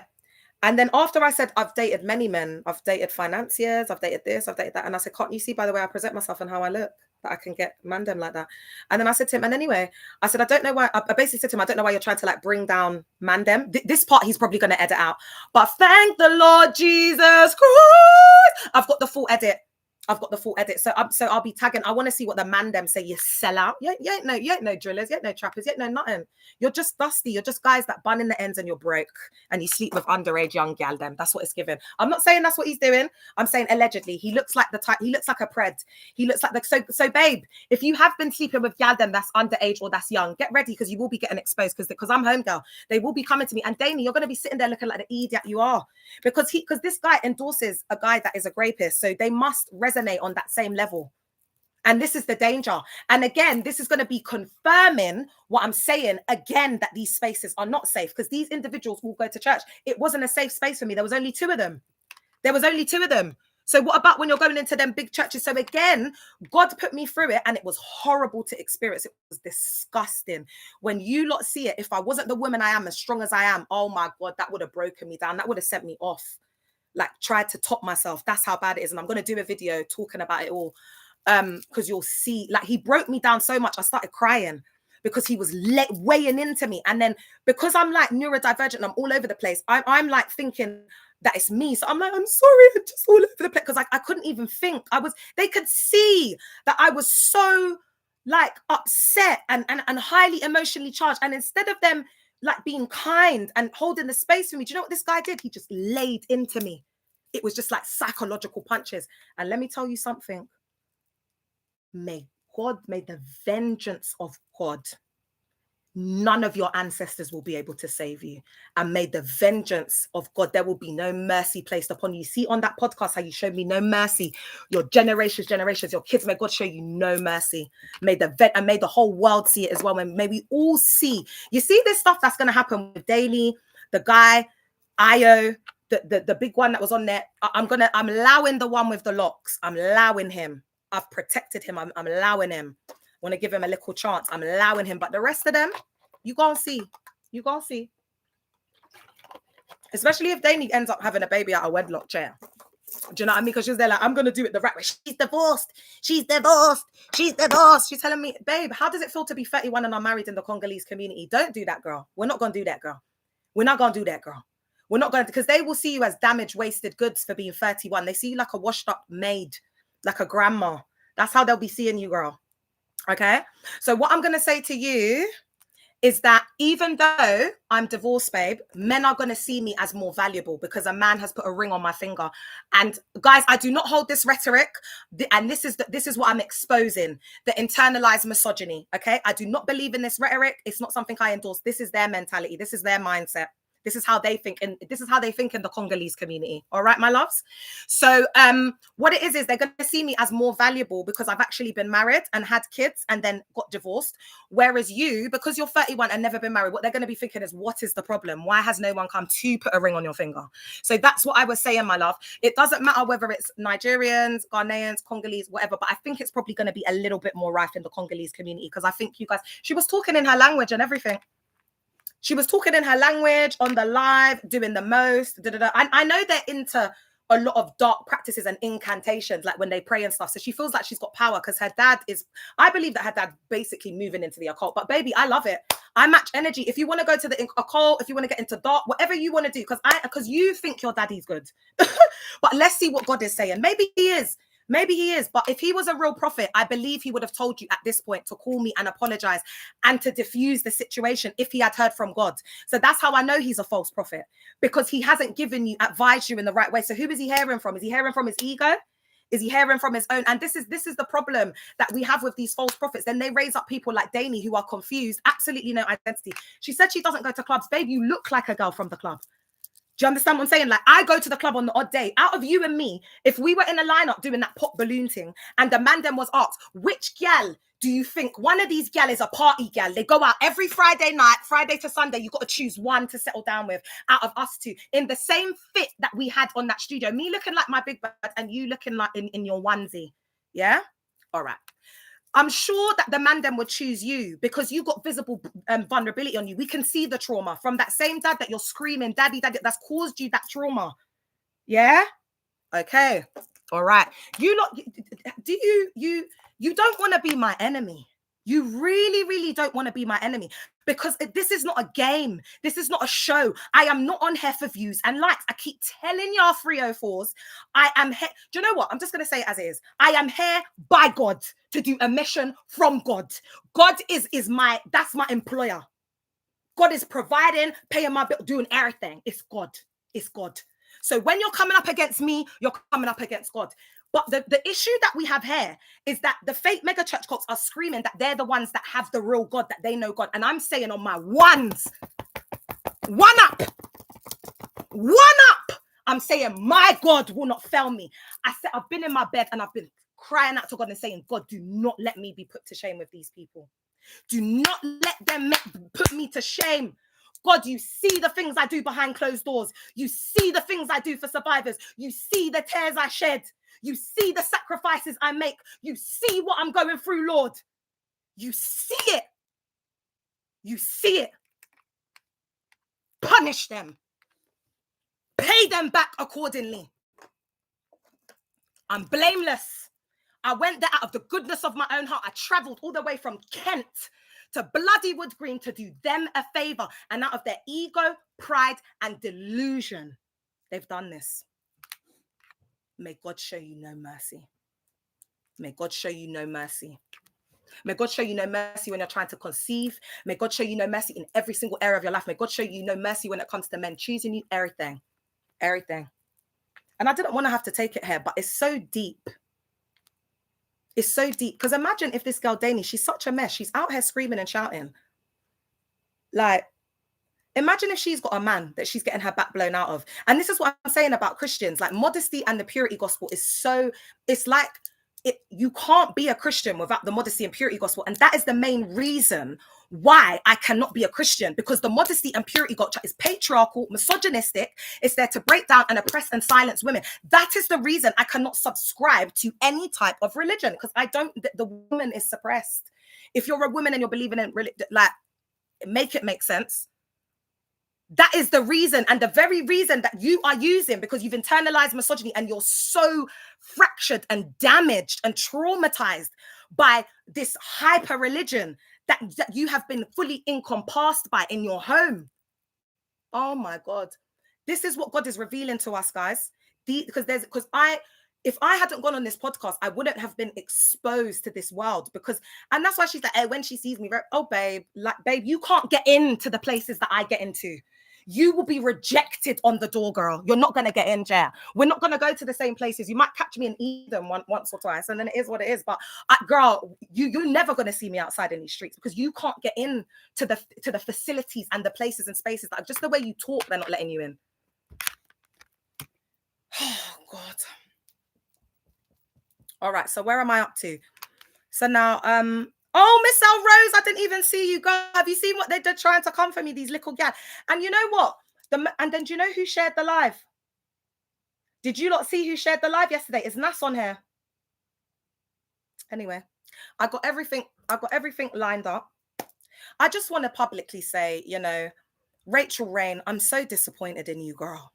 I saw you sharing up that live yesterday, and as the leading organization for church cult survivors, I see you out here, Rachel, on the ground, speaking to survivors, advocating for them, giving your life. You're not just about, wanting to be seen and heard and get things published in the newspapers and it's all about you. That's not you, girl. So the fact that you shared the live, I'm quite disappointed, because as a survivor, I don't feel like I can come to you, girl, because that behavior is so messy. As a leading organization and leading church cult survivors, you've actually endorsed a live, and I've got the screenshot of you sharing it. So I will address this on a wider spectrum, Rachel, because it's so disappointing that you would have shared the live, because I literally experienced toxic hypermasculinity. I experienced narcissistic abuse. I could actually take that footage to the police, because he was smoking illegal substances in it, and get him arrested for smoking, of making me feel afraid and scared in the podcast. I could go there and I could file a report, actually, if I wanted to. All right, my darlings. So what I'm going to say to you at this junction, yeah, it was just an SMG TV podcast. People shouldn't play with me, baby. I'm not the one. Yeah, Rachel shared the live, and everyone that was on the live, all of the survivors that were on the live, actually, I saw it and they alerted me to it. Thank you, Daria. So I don't feel now what I'm going to be saying in the next content is how disappointed I am as surviving UCKG being the leading cult organization. I would like to know how many survivors have answered your little surveys, Rachel. How many survivors have spoken to you? How many survivors do you have that have reached out to you, girl, as the leading cult, surviving UCKG? And I didn't want it to get to this, guys. I've been keeping a lot of things hidden and under wraps, because I don't want it to look culty, like I'm in competition with her. And it's like, but it's everyone wants to be in competition with me. Everyone's jealous of Leah. And I'm just out here speaking to survivors, I'm not out here trying to be seen or heard or trying to be in competition with anyone. I'm just in my own lane. I'm consumed with survivors. People think when they see me coming on and sitting on here, they think I'm just coming on here for show. They don't actually understand the amount of work that I've been putting in behind the scenes. And that's why 2026, you will be seeing the fruits of it. Rachel, big mistake, because what I experienced on that podcast, Goodwin, without the touching, because if they touched me, they would have got boxed. So it was exactly like a Rebecca Goodwin situation, and you've endorsed it. You've shared it under your surviving UCKG name that I've got. And so when it comes out and the whole world see it, girl, your whole organization's getting exposed. So let's see if survivors feel safe to come forward to you after that, because that was not a safe space. You're supposed to be creating a safe space for survivors. You've gone on a live because you don't like me. And I'm going to tell the whole story so everybody knows exactly who Rachel is. And I'm going to expose her now. So I'll be exposing Rachel Rain and surviving UCKG as well. So I'm going to be exposing her. What I will say, because I've got all the receipts, all the messages, how you will see how messy she is. You will see she's exactly like these cults, exactly like these religious organizations. No different. That's why she fits well in those authoritarian structures, like legal, around the cult psycho edge. She doesn't do any work in the community. She hasn't got those skills. She can't keep relationships with people. She's messy. She hasn't done no healing. When you see her talk about healing, it's just words. She ain't done no healing. I think it's more of a revenge thing for UCKG. I don't think she's done that deconstruction. And I know it's not healing. Yeah, another wolf in sheep's clothing. She would have, guys, when I first started speaking out, I hit up Rachel, yeah, because she was out there doing it. That's why I called it Surviving Daguerre Mills in the beginning, yeah. I called this girl and I said, Rachel, how did you deal with the overwhelming response of survivors that come forward? I've got all the receipts. Do you know what the girl turned around and said to me? Leah, just focus on first love. Just only focus on first love, because if you focus on the other church cults, she's like, you won't be able to like focus and do it. Like, you got to focus on one church cult because you won't have. But people were coming and telling me that they had been eaten out of the great bowl. The pastor's doing this. The pastor's, I can't. Oh, sorry. This is what Rachel was doing in before in the past. Sorry, you're not from UCKG. I can't talk to you. What? Girl, do you have a heart? Do you have that girl don't have no empathy, child. That girl is stone cold. She ain't got no empathy. Yeah, she's a mess. Doing up Surviving UCKG because she's competing with me. I'm not doing no organization, because you can't do an organization. You can set it up like how I've set it up, but you have to build relationships with survivors. She's built this organization. She's got all the funding because it's easy to get funding. Funding's a piece of piss. When I'm ready to get funding, I'll get funding, babes. It's nothing special getting a bit of lot. Everyone gets lottery funding, girl. So she's trying to package it to show, because she's good at that. You know, like local authorities, they're very like tick box. So she's good at making it look good on the outside, but she ain't got shit. No survivors. She's not authentic. No one listens to her. No one comes to her. She's just a few people. Do you understand what I'm saying? Mum, I'm on a live. Mum, I'm on a live. Okay, bye. Love you. I'll call you back. So it's like a tick. That's why what she's done hasn't been successful, because she's used an authoritarian structure that is exactly like the cult. Everything she does is triggering. Survivors we can't vibe with that. That's why what she's doing, it's not working. And instead of her looking at herself and saying, oh, I haven't healed, the very things that I told Leah not to do, maybe if I had been like not so proud, because again, it's about pride and ego, and humbled myself, so I locked it off. I locked her off, because what happened was, we had so she wasn't effing with me in the beginning, yeah, because she had more followers and more thing than me, right? She was like, oh, if I've got the time, I'm busy. Then as soon as she started seeing like my rise to fame, like I started getting more survivors, my girl's hitting me up now. Oh yeah, I think I've got time to do a protest. Let's do it. Let's do it in Brixton Square. So the way this girl was moving, yeah, I thought she invited me to a protest. I thought this girl was going to have like hundreds of people. You know, the way she presents herself, like I'm having this, guys, I came and there was about 5 people there. I was like, oh, are we waiting for more people? She was like, oh no, this is it. I'm like, girl, and I know 5 people is better than none, but Rachel, you've been doing it for years. How have you got like 5 people coming out here for you and you're claiming to do this work? So I'm like, all right. But then I just left her to it, because I thought when the right time comes, she'll be exposed, because a gal like that, she's not pure-hearted. So people will see through her. So anyway, so now we're going back. We've planned this protest, right? Guys, I'm not going to lie to you. Thank God I never contacted her, because I saved her numbers but never text her. Guys, it's up to you. I'm not trying to say this like to make people not go to Rachel. And this is why I've been knowing this girl's like this for nearly 2 years. I've not said nothing. I've left her. She even did a call to First Love. She tried to do a call to First Love. It flopped. You haven't got the relationships, Rachel. She thinks that I'm coming online and I'm just saying, survivors reach out to me and they're I'm on the streets. I'm going to their yard. I'm visiting them. I'm giving them money to get on the bus.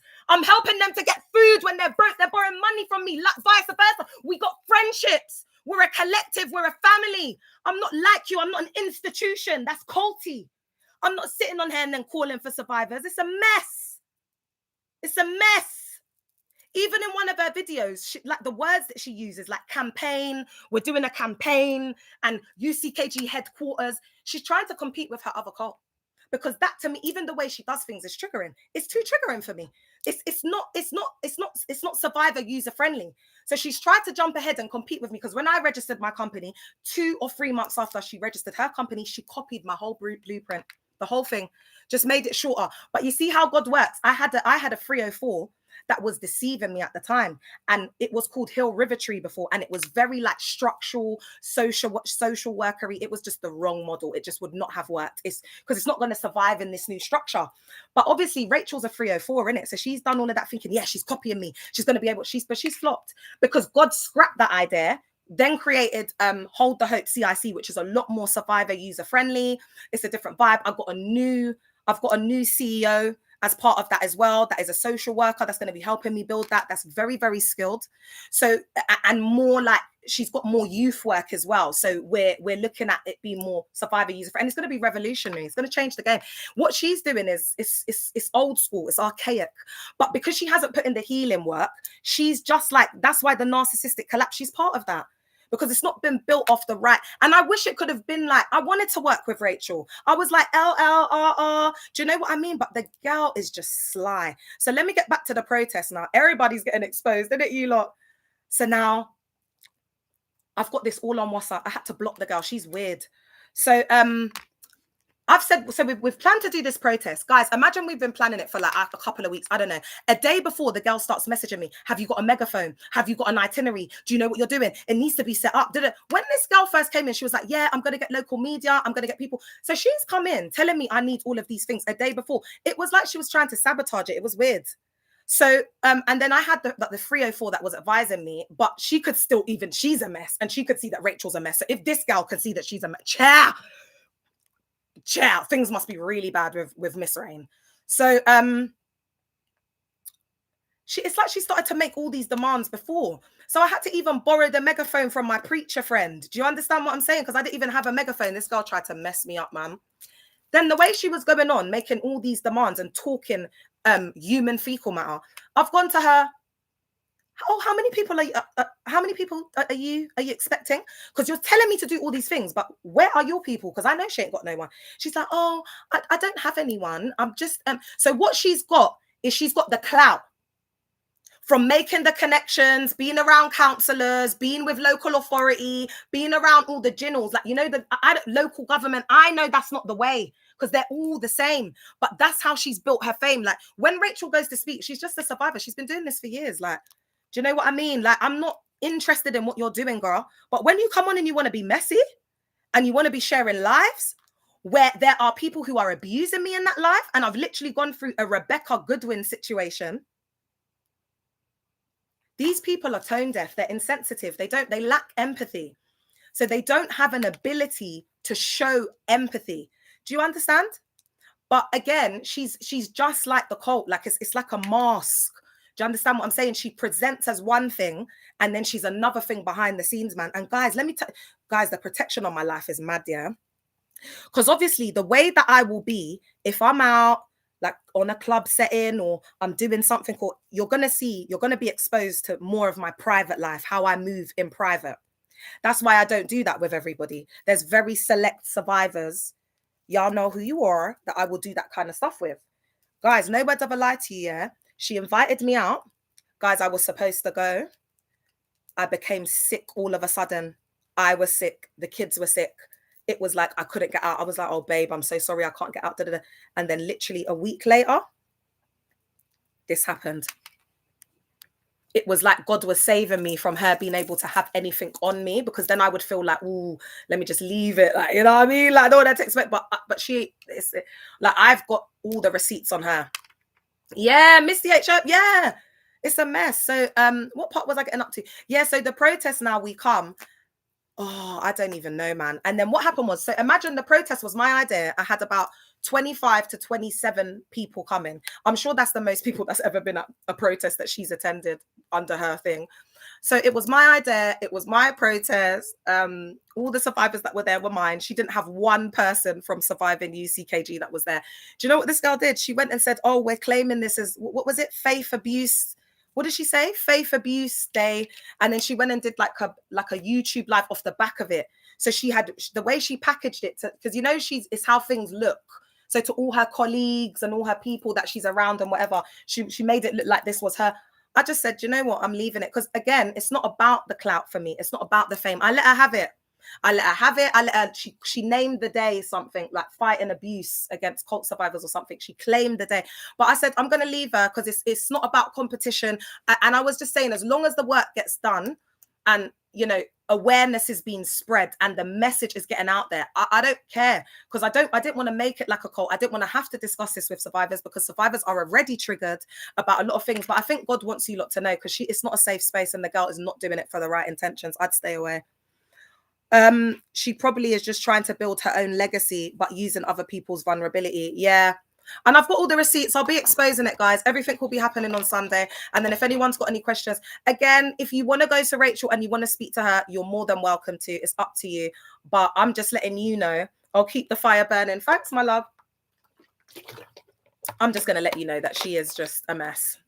And I don't think that she's set up or doing those things for the right reason. If you go and look at her page after this, there's no authenticity. It looks like a government website. Everything that she does is so structural, and so it's triggering. How can you be so disconnected? You're claiming you're a survivor. This is why these things are dangerous. Like, anyone can go and set up a CIC. I would have never set up a CIC if I weren't a registered social worker. I didn't have a youth and community work degree, have a first class and a distinction in both, and worked within local government and community and working with people within injustice for over 20 years. That's why I set up a CIC, girl, because I'm not going to mess people up. I know what I'm doing. I'm trained in delivering therapeutic approaches. I haven't just done training, little bits of training here and there, or sitting on a SARS panel or whatever. Girl, like, I'm a trained, qualified professional and expert. I'm an expert in what I do, a specialist. That's why I set up what I set up. So guys, careful. Again, I just went to the page. It's purely branded. Girl, there's no author. And you know what she said to me as well? This is another thing that she said to me. This is why I know she doesn't understand. Because when I came out, I said, I've got to be my true self. No lies, no masks. No, I knew I would have to draw myself out, because I had the mindset. After I had got to that point of deconstruction, I said the survivors are going to be able to see straight through me. If I don't tell the truth, they're going to be able to see straight through me. And it's crazy, because when anyone's tried to come for me or whatever, the survivors are woke. Leah, I know it. I knew it. Leah, I can tell it's this. Because you lot are gifted. You're chosen. It's the followers, the people who are like spiritually blinded. They have ears they can't hear. They have eyes they can't see, who will follow blindly. They will follow. Like, even the cult survivors were saying, why can't you be more like Rachel? She just comes on, because what she's doing is not effective. No one knows about. She's been doing this for years. Who knows about that? Do you know what I'm trying to say to you? Like, in the church world, they don't know about her like that, because it's not effective. I knew, because I know my cult. I was there for 18 years. She was there for a couple years. I was there for 80. I know that cult better than they know themselves. So I knew how I had to come. I knew what was going to be effective. They are RADICAL. We cannot be sitting in meetings. And what are the meetings doing? Where has it got you?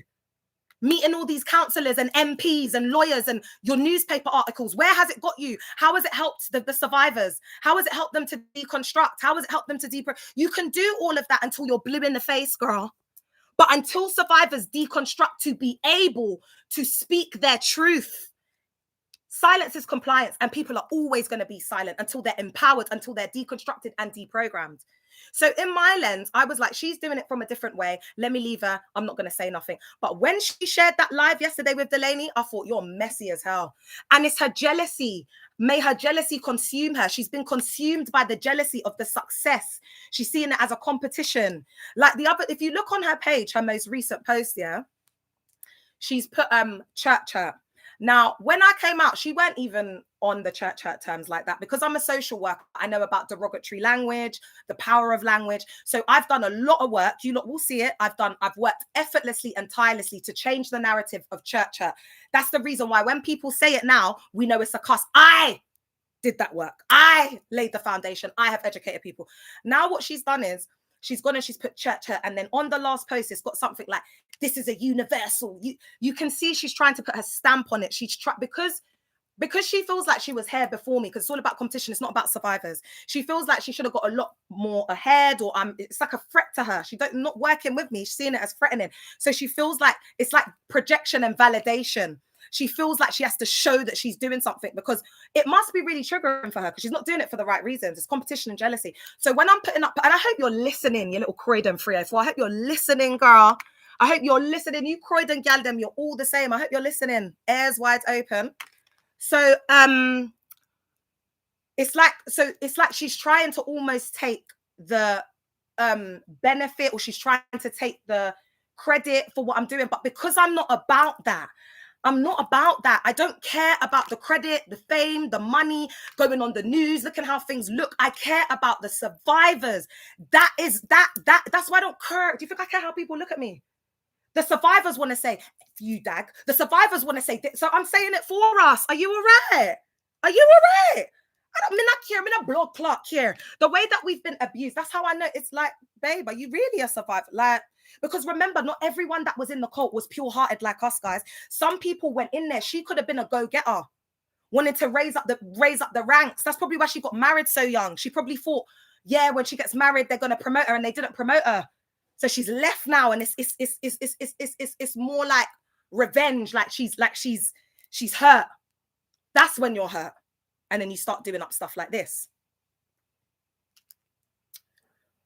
Oh, it feels good to let it out there. Oh my God, I've been holding this in. And I was speaking to my mom and a few of the survivors, and I was saying, I don't want to tell the survivors what I think about Rachel, because I don't want to influence people's mindsets on it. I haven't wanted to do that historically, but then she shared the live, and I'm going to tell you what was happening. But Rachel's DUMB, because she shared the live thinking, yeah, people are talking about Leah because she's hating on me. She hates ATEs me because I blocked her. To this day, she didn't even know why I blocked her. You know, I just blocked her after her behavior at the protest. I let her come. I let her do her little bit, do her glory, hand out her little posters, claim the day that she did absolutely nothing to organize, had no survivors there. That's what Rachel does. She just shows up. She just shows up and says her little bit, gets the camera, takes the pictures and walks out. She doesn't know how to relate to she doesn't know how to relate to survivors. Even when I said to her, oh, we're doing it in Brixton, do you have like connects, like, you know, grassroots organizations? Because she'd been doing it for years. So I thought I'd have to just like come on board now and say, like, you know, she's already got nothing. She's like, oh, you know, these grassroots organizations, they're so rude, they're so feisty, you know, I just can't be bothered. So she can only build relationships with local authorities because she's got a cult-like mindset. She's just like them. She can't build relationships with normal people because she hasn't put in that healing work. She's not authentic. So, you know, these grassroots organizations, they're mandem. They see through these idiots. So they don't, so she's feisty. They can't work with her because it's fake. It's like a fake energy.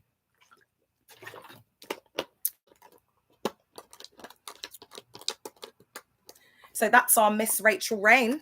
She even did some content with her son. Oh my God, you lot should go and check out her YouTube. As soon as I started doing YouTube, all of a sudden Rachel wants to be doing YouTube. Go and check out her YouTube. She's just an MESS. And I just watch it, and I've just been letting these things go, but just keeping my eye on her, ready and waiting for the day when she would slip up like she did last night. And then I could just expose her ass. Like, she's sitting on there and she's exposing like her young son to all this cult stuff. And it was just so weird. Like, I was like, and the thing about Rachel is she wants to like change up her tactics and do different things, but she can't, because she knows I've got the receipts and I've got the messages. So she's going to look like a hypocrite. That's why the most that she's done is do a call for SPAC and a call for first love, because she can't start bringing her private life into it and start trying to be like, because everyone's going to call her out and say, oh my God, you're trying to be like Leah. You're trying to do your content like Leah. She knows she can't. But catch the tea. When I first started coming out, she was like, oh, maybe you should have a profile, like a private one, so that you can still like live your life and, you know, you can keep it separate. Like, but I was thinking, I've been in this cult for 18 years. Like, I'm just going to live my life. Like, I'm not trying to be like an MP or a politician or a local government worker. I'm not trying to be a social worker with the survivors. That's ridiculous. And then I also thought, I have to be real. Like, I have to let the survivors in on my life. Like I am the after effects of a cult. I'm mad. It's like my girl just sits there like, my life is so perfect and everything is so fine now. And I'm the epitome and I'm the example. And I'm going to tell you how to use it. She's delusional, Jaya. How can she be that like, okay? After coming out of a like, where's the like, you lot need to sit down and ask that girl, can she tell you how she deconstructed and deprogrammed? Like, can she do a series of lives, breaking it down, giving people, like, really explaining things? Should be a fish out of water, out of her depth. because this is the work that I've put in through my deconstruction, and I'm still healing in secret competition. Absolutely. That's why when survivors have come to me in the past and they've asked me, oh, like, Leah, should you go on it? Should I, you know, because they've spoken to me and said, oh, I'm thinking about going on Rachel's thing, like rare. Because just because I have that relationship with survivors, and I've never once, that's why you've seen some survivors from the collective talk on her ish, because I didn't want it to be culty. And it's like, oh, I'm saying no, don't go on Rachel because I don't like her, because that's not what it's about. I'm always putting survivors first. I'm always thinking about survivors. That's why I've been sitting on this tea for almost 2 years.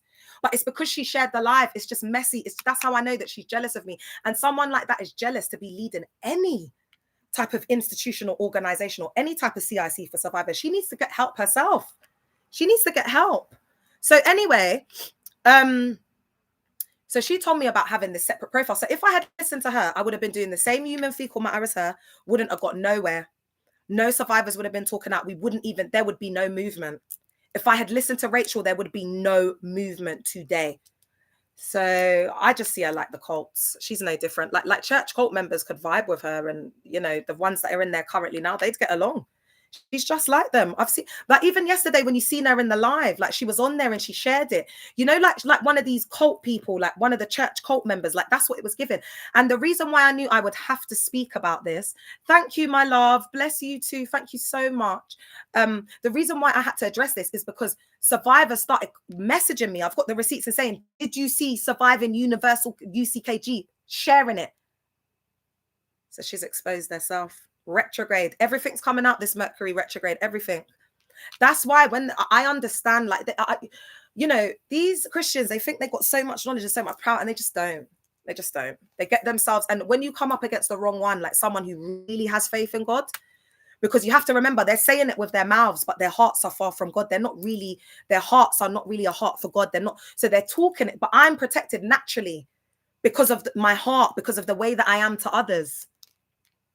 You know? All right, so let me just quickly finish this up and then I'm gonna go. So what part was I getting onto? All right, so after all the podcast mess, and this is what I'm getting onto about exposing Rachel Rain as well, was because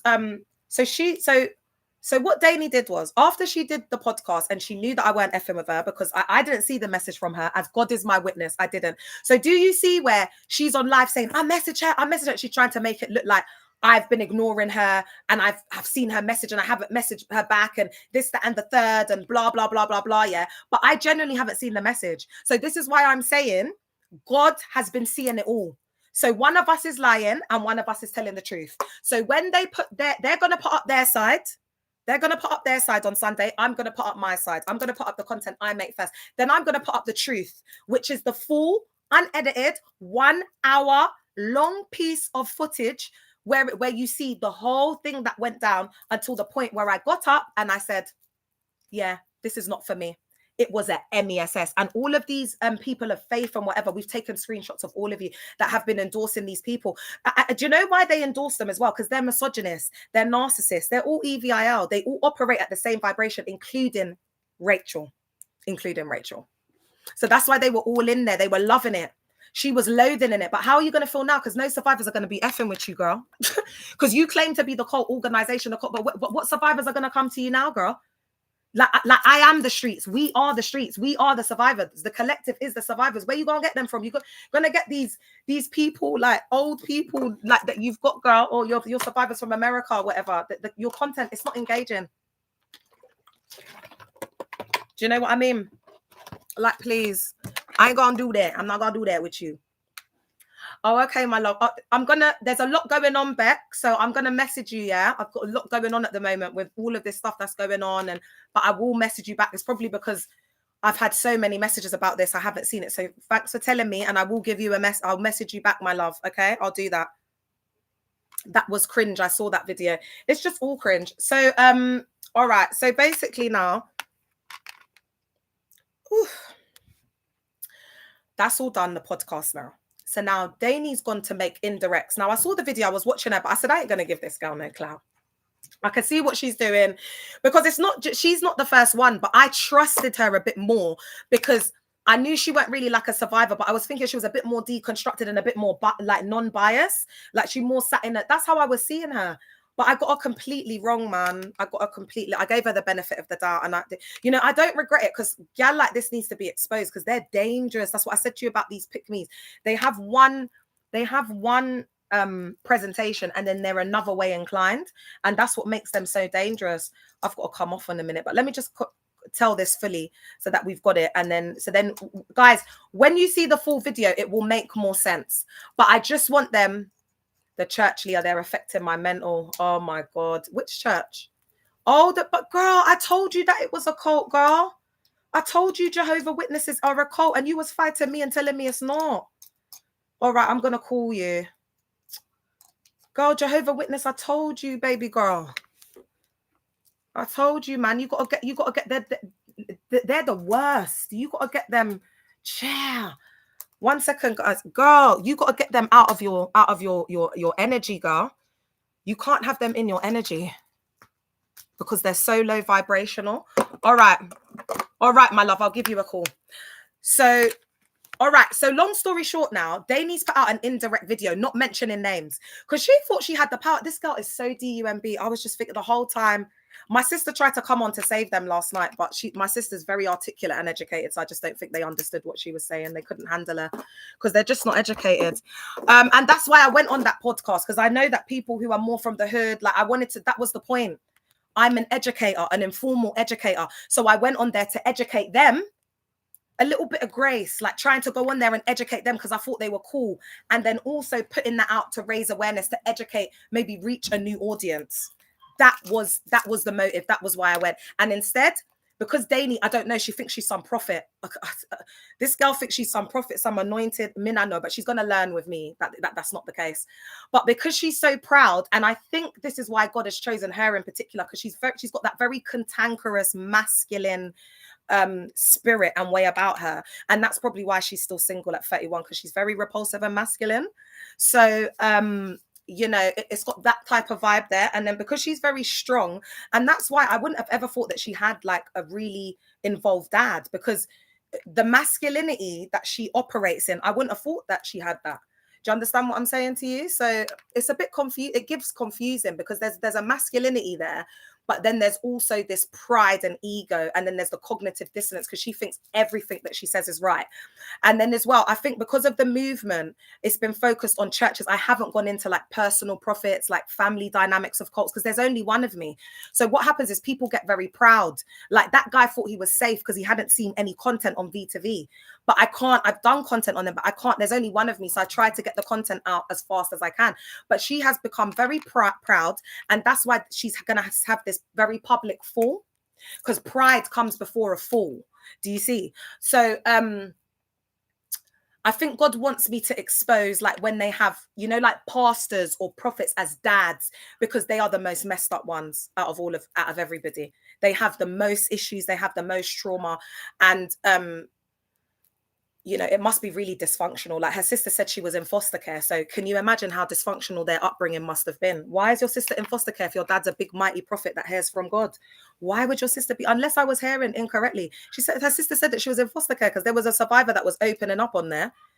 And I started recording it because I was like, didn't you just bring your dad on this live? You've said that your dad is like this almighty prophet, and then your sister said that she's in foster care. So my mind is going, why would she be in foster care? Is it because she got pregnant out of wedlock? Because usually what happens is when these false prophets, they're narcissists. They're narcissists, but they cover it in like the ancient authority. So a lot of the stuff they wouldn't see as abuse. And then the other stuff, because they're indoctrinated with the Congolese like culture, it must be very toxic. Do you know what I mean? In terms of like other African countries. I'm not saying Congolese are toxic. I've got Sierra Leonean in me as well. I think that's close. But what I'm saying is there's toxic cultural things with everything, like the misogyny, the way women must be, the way women, and because of that toxicity, that's why she's still single at 31. Do you understand what I'm saying? It's because of the, but she doesn't realize that she's trying to come up against a woman with this type of wisdom and knowledge that can unpack and psychoanalyze you and tell you things about yourself. So you're going to be sitting there rocking back and forth because you know it's true. How else would I know this? So I'm not saying this is true. This is just me psychoanalyzing based off their behavior on the live. So after this podcast happened, she then put out a video indirecting me. I left it. I didn't say nothing, but she's looking for the clout. She's looking for the clout. she wants to be like, she wanted me to post up a video because she thinks she's that relevant, because she thinks she's that and she ain't, that I'm going to now be coming to be taking my time out of my busy schedule because I'm booked and busy to be coming and doing a picture about Damie. Who's Damie? I think since she started this, she's got about 700 followers or something, you know, all the EVIL cult people that have followed her. How long is she going to be making content about me for the rest of her life? That's how she's built her social media account off the back of me. All of them followers she got was because she did a live. All right, what happened was, so she was looking for the clout. I never gave it to her. Then what she done was she used JB as the pawn, because what JB's been doing is he's been facilitating very, very strange spaces where he's trying to keep some of this Christianity. It's like a mix. It's very dangerous. And then the cult psycho-ed things. And he's just not, he hasn't deconstructed properly. I was blindsided. My heart's too good. Guys, you can see this.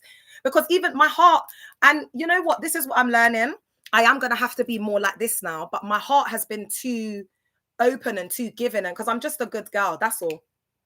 So I'm not effing with JB anymore. I won't be going on his lives. I won't be endorsing it. Survivors have been saying that the lives are triggering. Leave it to the Christians. Do you know what I'm saying? That's what he's marketing it for. And I think that's why he kind of used me, I think, for that clout, again, by mentioning my name, and then kind of took a step back and kind of built his own thing. And again, it's okay if people do this. Again, I'm not about the clout. This isn't about social media for me. This isn't about the numbers. It's not about anything, because when my content buses or blows, I know it's God. I know it's the grace of God. I'm not trying to do things in a sneaky way to strategically do this and that and this and the third. And a lot of survivors did say that they felt that he was doing it for clout. Survivors did say that, but I tried to give him a benefit of the doubt. But imagine, like, if he has done it with the wrong motive, I'm going to be putting something against him now, and I'm going to take off all my videos. All of the videos are coming back, JB. All of the videos that I had, I'm taking them all off private, because I don't need to. I don't need to have those videos not on private. I'm done. I'm done with all of them. I'm done with all of them. They're going to be seeing a very different Leah. I had a bit of grace. I had a bit of whatever for them, but they're just all ginnels. You know, that spirit is so EVIL until people, they need, guys, what I think I'm going to have to say, survivors, how do you feel about this? If I say that the only survivors that I'm going to say can come on here to speak their truth, that can come on the live that are survivors that are actively deconstructing or have deconstructed, that don't necessarily class themselves as a Christian. What do you guys think about that? Or do you think that would be like too strong? Because I'm just thinking, how are we going to manage this? Do you know what I'm saying? Because it's so bloody triggering. And it's the Christians that are using me for clout. It's not even the people in the world. Because remember, I'm talking about them. It's their church. It's their world. I'm in their space. Don't you get it? The people in the world don't care. They care about these people. It's my litness. It's my voiceovers. It's the cha. It's the, you ain't going to come and get mashed up, and you better believe it. It's all of that, where the people from the world, because I'm making it popular. I've made it a thing. What I've done is, because I need to start putting some blood clot respect and stripes on my Ras Clark name outside. I've made cult psycho-ed, which is very boring, very hard to decipher and break down. And I've made it translated it into popular culture, giving it like hood talk, like very like street lingo to appeal to the young people. This is revolutionary. And then I give people a chance, like this little washed up 304 from North London, to put her on. And this is what she does. I'm not going to come and say to her, oh, babe, I'm not a mean girl. But these girls are mean girls. So they don't know how low I can take it. Do you get it? Because I'm not going to say to her, oh, babe, you know, like going on this podcast would be, I'm doing them a favor. She's like, oh, you would need this. When I went on the podcast, I thought they were going to have like 70,000 followers. When I went on the podcast and I saw there was only 2,000 followers, I was like, this girl's delusional. But then it just changed from, because the setup looked nice. The setup, because there's 3 of them in it. They're brokies. So they must all pitch in for it, like give like £20 each or whatever, because they're brokies. They probably split it. And oh, guys, it was just a mess. When you see the video and the guy is just a mess, he's just looking like a fan in it. Like, he's just looking like those brokies. Like, oh, God, it's a mess. I hope he's ready, Jill. Oh, are you, baby? All right. So that's done now. So she's put out the content. She hasn't rage baited me. I'm just ignoring her. She's looking at all my stories, doing everything. The girl started to plan now. So now, as I haven't nothing, I've said nothing. Then I've seen her on JB's live, and that's when I switched, because she was talking, but she was trying to and I've recorded the whole lot. This is all going to get exposed. She was trying to not mention my name to like build people up to the suspense to reveal who it was going to be on Sunday or whatever it was. So I went on my burner account and I was like drawing her out. Like, who are you talking about? Who, say their name. Like, who are you talking about? That was me, Jaya. And then I came on and I just put on my video because when I met her, she went on piss. Do you know what I mean? Like, she's just fake. And when I came on the camera, I was like, I just ran her down. Like, she got cussed out. Like, I cussed her like how I would cuss someone from back home, you know, yard gal style. She got cussed out. If anyone's got that recorded, she got her ass clock got cussed out. Just don't try and go back to back with a Jamaican. Like, it's not because I've got a lot of Jamaican blood in me. And then the Niger is too much. So anyway, I've just told her about herself in it because on the live I caught that she was 31. So I've just exposed it in it. Like, I've exposed everything. But she's shocked. I was like, how dare you? He was bunning in there. Ladies, would you have felt comfortable coming into a podcast where there are 3 grown men and a washed up 304 there? He's got a spliff in his mouth. He's billing up. He's drinking out of the bottle. They're all laughing and shouting over you. And then they know that you're vulnerable and they know that you've got this past, many different things. I've even been great before. And they bring in these 2 young gal that I don't know from absolutely anywhere. So now it's giving setup vibes. And it's way up on the top floor, you know. I went for Danny. Danny's giving setup chick vibes. I went because of Danny, you know. And anyone that's from the streets, anyone that's from the roads, once I do the content and I put it up there, they're going to see exactly what it is. Because she's a setup chick, like Honey Trapper. That's what she did. And that's the thing, like, pick-me's will do anything to agree with a man and to break someone else down. The 2 young gal looked like they were from the North Blocks. Yeah. Did I send you? I got to send you the whole thing because what I've done is I've cut it up in any survivor that's interested in seeing it before it comes out. I'm happy to give it to you because I want it to be circulated. I'm in a block clock here. If you got me on WhatsApp, I'll send it to you. Because we got a little sisterhood group, yeah. Oh, Lula, you clocked it. Yeah. And that's what, guys, when you see the video, yeah, when I break down how God set these people up, they had a whole mind to set me up, to draw me out. They were never expecting me to get up and walk out. They never thought I was going to do that. They weren't expecting me to be who I said I was. And when I came there, it was, they didn't know what, because I just have that air, like, you know, I'm just like, oh, hi, darling, you know, hugging the guys, like, just because, I mean, I'm always around guys. I just treat them like my homeboys, like my brother. Do you know what I'm saying? Like, I'm not feeling you. You're not on my level. I think on the live, she tried to say I was feeling. She tried to say I was feeling. Babe, why would I be feeling them when my car, I'm driving a better car than the guy who's there? Why would I be feeling him? My car's not even a great car, but I have a better, that's the lowness. That's how dusty and broke he is. Like, my car is better than his car. There's absolutely nothing that them could do for me. Do you understand what I'm saying? It's all projection. It's all projection. I don't like guys who come and sit in full designer. The guy with the locks was too short for me. I do like short ninjas, but they would have to be filthy rich, not his level. Like, he would have had to have been 20 years older for me to deal with him with all of them brands on. I don't like loud, you know, mix and match of brands, and it's just screaming hood poverty. So that's not a bit of me. The hood royal guys that I go for, do you know what I mean? It's all black on black with their jewels, or, you know, just clean aesthetic, very clean. That's even the way they were, the dressing was giving confusion. Everything was giving confusion. When I look back at the video, it's so bad and it's so abusive, I can't even watch it. I'm like, oh my God, did this happen to me? Like, and I think when people see it, they're going to actually see how bad it is, because it was so abusive, and 3 men being there like that as well. And then her being the pick-me she is, she held absolutely. Are you a Gemini? No, close. Guess again. They're forgetting you're from, yeah, babe, do you know what it is? Yeah, I'm actually from Grove, but Tasia, you're right, because Northwest is across the pond. That's why they get it twisted. She's got me all the way effed up, man. Seriously, this little girl's got me all the way. She's got me all the way effed. I don't know what she thought she was doing. But again, the brokies have gassed her up. This is what a brokey will do. A brokey will ruin your life. These them have ruined your life, girl. They got you looking like an idiot outside in these streets, and they've convinced you to post it, because I know she was probably feeling a bit unsure, but she couldn't get through to me because, as I said, I'm famous on Snap, so I got too many messages. If I wasn't on this phone, I would have shown you lot. Let me see if I can download. Actually, let's do it live and direct, because I haven't even read the message all till now. I haven't. Let's do it live and direct on the live. Let's hear her voice notes. Let's do it all up.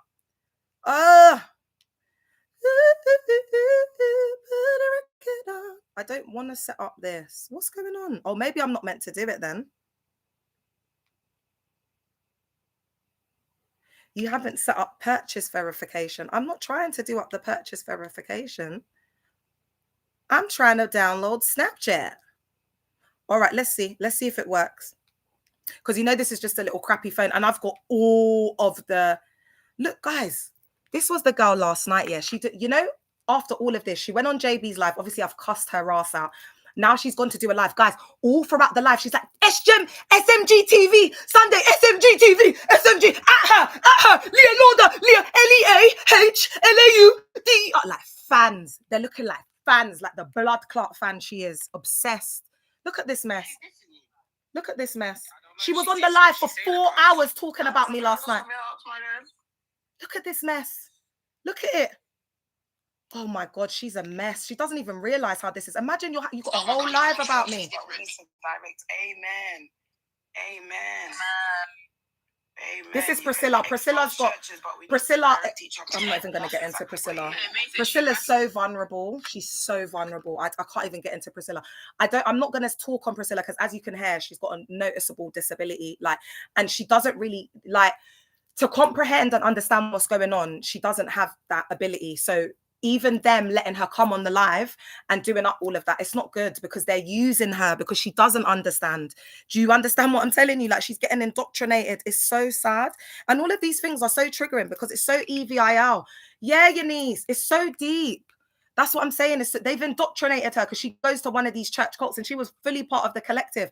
But it's the way she processes information. She's easy to influence. She's easy to indoctrinate. Isabel, bro, you're talking about I'm a washed up hole. I don't even go to. And you know when I said 304, I weren't calling her a hoe. That wasn't what I was doing. The 304 is exactly what she is. The setup chick doing anything for likes and clout. But listen to her. She's repulsive. Isabel, bro, you're talking about I'm a washed up hole. I don't Very even beastly. go to church that you're talking about. Oh, you don't even go to a church that I'm talking about. It's giving that. Like, why are you so aggressive? Very unclean spirit. Yeah.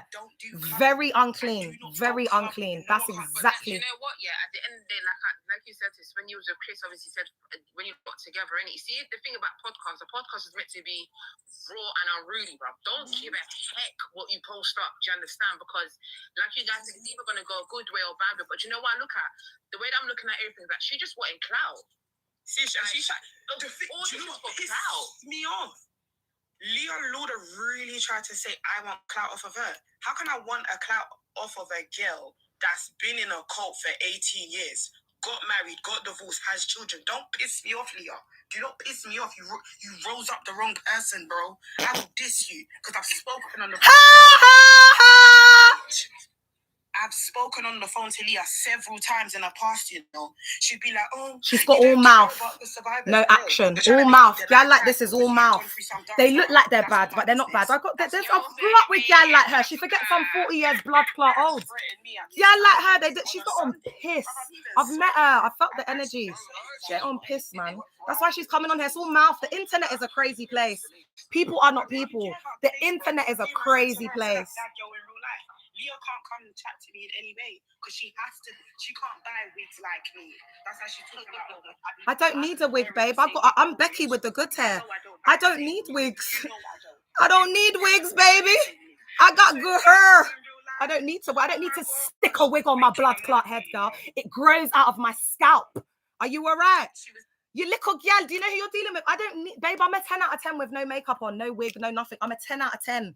With no wig, no makeup, no. I'm a 10 out of 10 with nothing on here. Do we know who we're talking to? Do we know? So how I'm just going to end this, guys, because after this, I'm not going to talk about this again. I won't be doing any content on her. I'm watching them. I'm seeing what they're coming out with. And on Sunday, I will make my move. Chess, not checkers, bitch. You lot even showed your hand too quick. You're so DUMB. You don't even understand strategy. So anyway, she's gone to now go and do another live. She's calling my name, begging it. Everything is about me. You're saying that I want clout, but who are you, babe? Who are you? Nobody knows you. People know who I am outside in these streets, babe. People don't know you, Danny. So what's the clout from you, girl? You look at MESS, you're uneducated, you're not articulate. You haven't been on, I've been on one of the biggest reality shows in the world. I was living in the have you got onto something like that? The most you've done is back chat. You've done kitchen entertainment, girl. I've been on ITV. Thousands of people, millions of people have tuned in to watch me. What has she done? Girl, no. So what I'm going to say is she went to now go and do the live. Now, because I kicked off in, you know, when I kick off, I get bare views, but I can't do that on my account, innit? Because it will get luck off. So I've kicked off. All of a sudden, the views have shot up. When I came on it, there was like 20 people or 14 people. As soon as I come on, it's like up to 144 people. I've got it all recorded. As soon as I come on, it shoots up to like 144. And that's where people get excited with the views, with the likes, with the followers, with the because they're bottom of the barrel. They're not used to that. I don't need that for validation. That's what they need. But I'm not realizing, like, and these Christians, they're professing to be no Christ. And the very things that I don't even care about or value is the reason they're doing everything. They've got the wrong motive and the wrong heart. And then you want to come up against me. When it comes to spirituality, it's about the pureness of your heart. Not about titles, not about what you say. God honors whether it's a prayer, incantation, because you know they like to do up incantations and spell work there. Whatever it is, whatever you want to call it, it's the state of heart. It's about your personal relationship with God, baby. So for your sake, Dani, I hope your dad is who he says he is. I hope that it wasn't a situation where he's been abusive in the house and your sister had to leave the house because she got her back blown up because it was so controlling and you lot couldn't do anything. And that's why you couldn't have a relationship with your dad. And over the years, he's become yet less abusive because he's old and he can't put hands on you. He can't be as abusive. And because if he's a typical misogynistic, narcissistic Congolese uncle, then I suppose that would be. But I'm going to give you the benefit of the doubt and say that your dad is a true prophet. So if he's a true prophet, then let's see, because if he's a true prophet, then on Sunday, when you put this content out and I put my content out and I put the full video, I put the full recording on there, people will see the truth, won't they, my love? So let's see if your dad, that's the prophet. What did he say? Because he was saying a lot of things against my life. I hope he's got the spiritual protection, baby. I hope he's got the spiritual protection and I hope that his heart is pure, because if he's one of them prophets or one of them pastors, he's living a double life, you gotta find out about it in 14 days. But hopefully he's not. I mean, I don't know. But if your dad is living, if there's cobwebs in the closet or there's things he's been keeping about, you're gonna see the real him over these 14 days. Yeah. Because I don't know why you lot ramp with me. As I've said to you, I'm not a social media influencer. I'm not coming on here to be doing up clout and fame. This is a movement. Do you understand what I'm saying? And that is why I haven't let myself get drawn into things like this. And that's why I don't make it like how they're making it into, because I could have gone on the live and effed and blinded with her and got the viewers and got the likes and got the followers and got this. But it's not about that. You can't use our pain. You cannot use me as a commodity or this TV personality or whatever to use me to get clout and views. You can't do that, man. So now it's gonna go the flip way, man. It's gonna go the flip way. What comes around goes around, man. It's the flip way. Return to sender. I'm doing all of that work. I'm perfecting my craft, man. I'm in the presence of God 24 hours a day. And you wanna come and get some of this? Okay, because they're fake.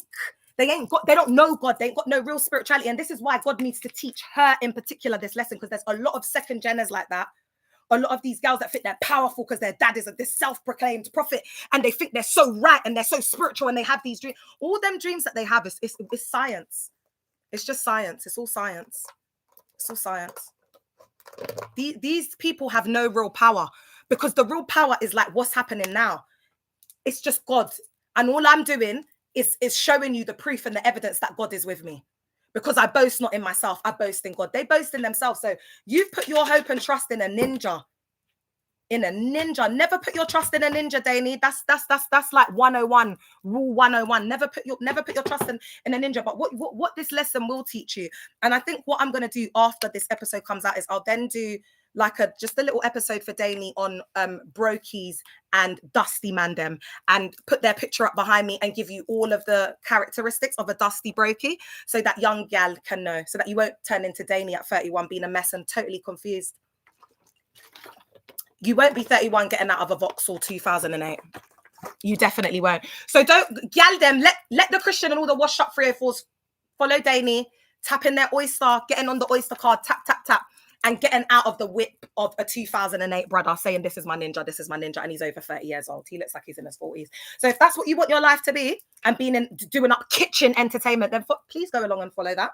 But if you want to have a bit of class, you want to be, you want to be educated, you want to learn, you want to level up through the knowledge and awareness, then please follow me, because that's what I've got to offer.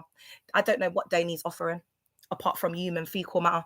Yeah, there's no because they don't have common sense, babe. But Lula, what you need to, the main thing that we need to focus on is they are so DUMB and such deriding, clout chasing whores that they would actually put up footage to make themselves look bad. And no matter how they edit it, I don't care because I've got the full thing. I've got the truth. It doesn't matter how they edit that. I've got a bigger social media platform than them. I've got a bigger following than them. They're done. They're cancelled. Once I put this out, I'm going to be contacting everyone. I've got a very powerful social media. Like, are they all right? They just haven't got the same tools that I've got in my artillery. So even if you do that video, all of this for one viral video, and a few thousand likes, all of that for one video, and you're not going to be able to match it after that. The video that you're going to have with the highest views is going to be me because you're a clout chasing D-riding 304, and that's what you wanted.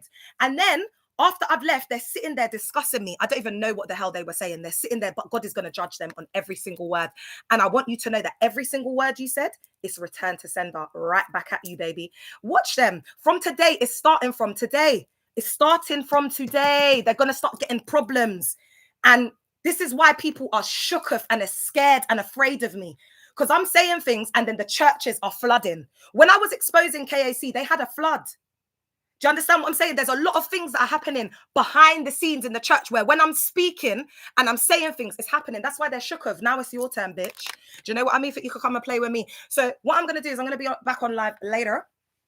I think this is all I wanted to say. Does anyone have any questions? What I will tell you as well is on the live, you could see the clout chasing, the D-riding. They were trying to at me, trying to get me to come on the live like a beg because they're absolute fans. Her sister's at MESS. Oh God, my sister came up so articulate. I filmed it because I'm going to do a side. That's why you're at MESS, because you've got no one to speak sense around you. Like my sister came on. If you saw how articulate, oh my God, my sister's like a professor. I got people like that around me in my set, and that's what you want to be doing up. Okay, chair. So then this is the part I've got recorded when I knew that this whole thing was set up and they're doing it for clout and views. They're causing me trauma. They're using my trauma. They're using the pain and the trauma of survivors to get views and clicks. If that is what they have done, may God punish them in a way that it will lead to generations. Like they need to learn. Do not mess with God's people and do not mess with a servant of God that has come in the name of the Lord. Do not play with that. Lord of hosts, I want you to show them that they do not play with someone who has really come in the name of the Lord. And I want it to be public. I want this to be very public because I want this to be a warning to the world and everyone inside of these churches not to play with me, because I'm doing very serious work and I don't want this kind of shit happening when I've got survivors that I'm supporting at crisis, intervention and need, and you want to use me and draw me out. Now I'm supposed to be doing content to put out there to raise awareness of men are eating out of the Great Bowl, SA, this, that, and the third. I have to put all of my content to the side now, and I'm having to use my energy on this BS. God will judge you and God will punish you. And on that note, I'm going to go. Oh, yeah. No, this is what I wanted to tell you. So on the live, she's got her sister there. Her sister's even more DUMB than her, yeah. So she said they're just saying everything because they don't think before they talk. So I've got like so much like footage, like it's just such a mess. So the sister at a point has said, yeah, because I think you lot need to sit down and talk. Like, they don't know who I am. Like they don't know who I am outside in these streets. These gandam are washed up. Like they don't know who I am. Like that's it, enemy forever. Like I don't F with you. You know what you did to me. Because you think you're gonna come out on the good side. You think you're gonna put this up, it's gonna go viral, it's gonna for the right reasons, everyone's gonna be Even the Christians can't back you. When I put out the full footage, not even the own Christians and your own people in the church can back you because you were billing it, you had something in your mouth, and you were drinking. So how are they gonna be able to condone that behavior? I wasn't the one that was doing that up. How are they going to be able to condone that behavior? And you're supposed to be the Christian, the churchgoer. All right, babe. Did this have an impact on how, when I left the church, did this have an impact on how you view God in general? Oh, that's a good question.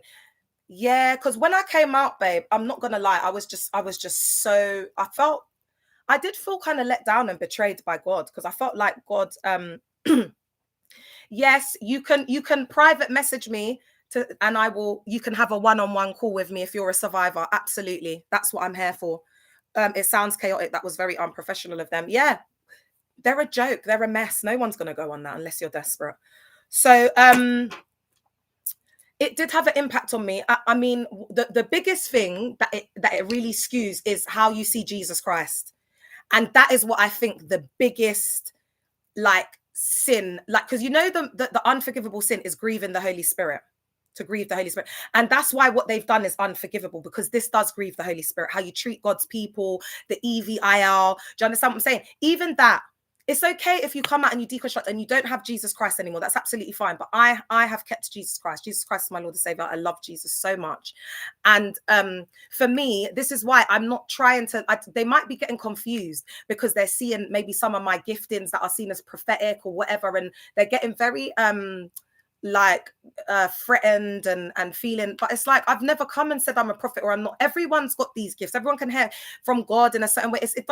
They've in the cult, they've tried to make it special. Like all of my survivors that I have, like when I speak to them, they're all gifted. They can all hear from God, like how I hear from God, and see like how I see. But the difference is they're not ready to come and talk out yet. There's one that is ready. And when she comes out, I can't wait for everybody to see her, because it's not that survivors are not as gifted or even more gifted than what I am. Do you understand what I'm saying? Like it's a beautiful thing because people are getting to use their gifts and be free. So back to your question, in the beginning, it was like, I didn't know if I was going to be able to keep Jesus because they were like my representation of Jesus Christ. And I was getting confused, especially when I was searching into other stuff. So it's been a journey. It's been a journey. You know, I was most afraid of losing Jesus Christ. And I used to cry and be like, you know, am I going to be able to keep Jesus? But I did in the end. But it's also okay if you don't keep Jesus and you decide to go down an agnostic or an atheist route. I'm just happy that you're doing whatever you need to do to survive, to stay mentally stable, to show up for your kids every day, to show up for yourself. That's what you have to do, whatever makes you happy. And I'm not here to judge, because Jesus Christ just wouldn't have done that up. And how they've packaged it all, it's just religion. All right.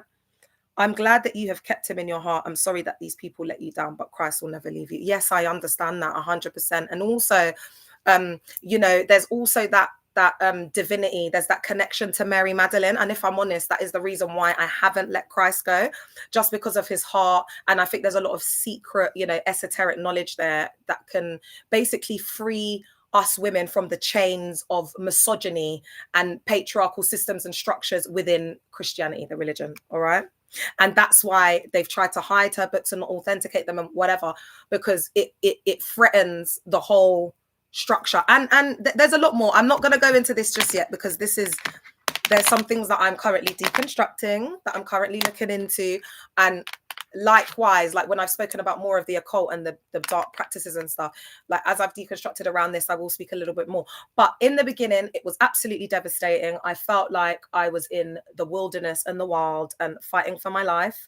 And what you lot need to understand is, it's not fake. It's not that I'm not hood. Are you DUMB?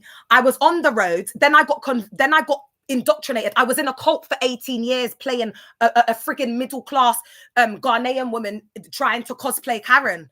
Are you all right? So there's a lot of identity. There's a lot of different stuff going on here. So you might get me like, you know, like that just spazzing out. And then the next minute I'll be like, so continue, because I had to work in the local authority and they change you. They make you ashamed of being from the hood. So what happens is everybody's trying to sound like they're articulate, but it's your visible vulnerability, babe.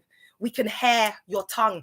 That's why us West gal them. That's why I said to you, historically, we used to get the big dogs, because when we don't sound so hood, because we're the ghetto of Notting Hill. Do you understand what I'm saying? So even our accent, it's not like the way East Londoners talk or the way North Londoners talk or the way South London. They can take us shopping. Back in the day, we didn't have social media and all this, guys. I'm a proper OG hot gal before there was social media, and we used to have to walk punch street and road, and the man then would stop the car. I used to get cars stopping. Are you all right? Don't, like, seriously, these gal them don't have no. If you lot didn't have your filters and your wigs and your freaking glamour magic with all of this makeup, you gal them wouldn't be on nothing, man. Think you lot have any chat for me? I'm 90s fine, yeah. Are you all right? So there's a real eclectic mix. Do you know what I mean? And then my mom was in a relationship with my dad, my brother's dad, who was a rock star, big audio dynamite. You know that song, Should I Stay or Should I Go? So I've kind of been like a little rock star kid for a bit as well. God has made it so that I've had a lot of different experiences, like a really like crazy life where that's why I've got so many, I just jump from like so many different things. But it doesn't, why is it like, hey, you're not from the end, you're not, why? Because I'm articulate, because I'm not DUMB, because I don't sound like I've been dragged up. Is that why? Oh, please. I had a queen raising me. That's the difference. Even if you're from the hood, if you've got a queen raising you, she'll, like, for example, my mum didn't just send me to the school at the bottom of the road. My mum went and swept the floors in the church to make sure I got into Sacred Heart High School. Tony Blair's daughter went there when he was a prime minister. That's the best school in West London. And because we were in West, my mum used, you know, all of the like the state schools, but the best of it she used, because my mum's smart, she's a queen. So she tried her best to not have me on the roads. And so I had the best education. My mum tried her best. She's not a washed up 304 who just sends her kids down the road because it's convenient.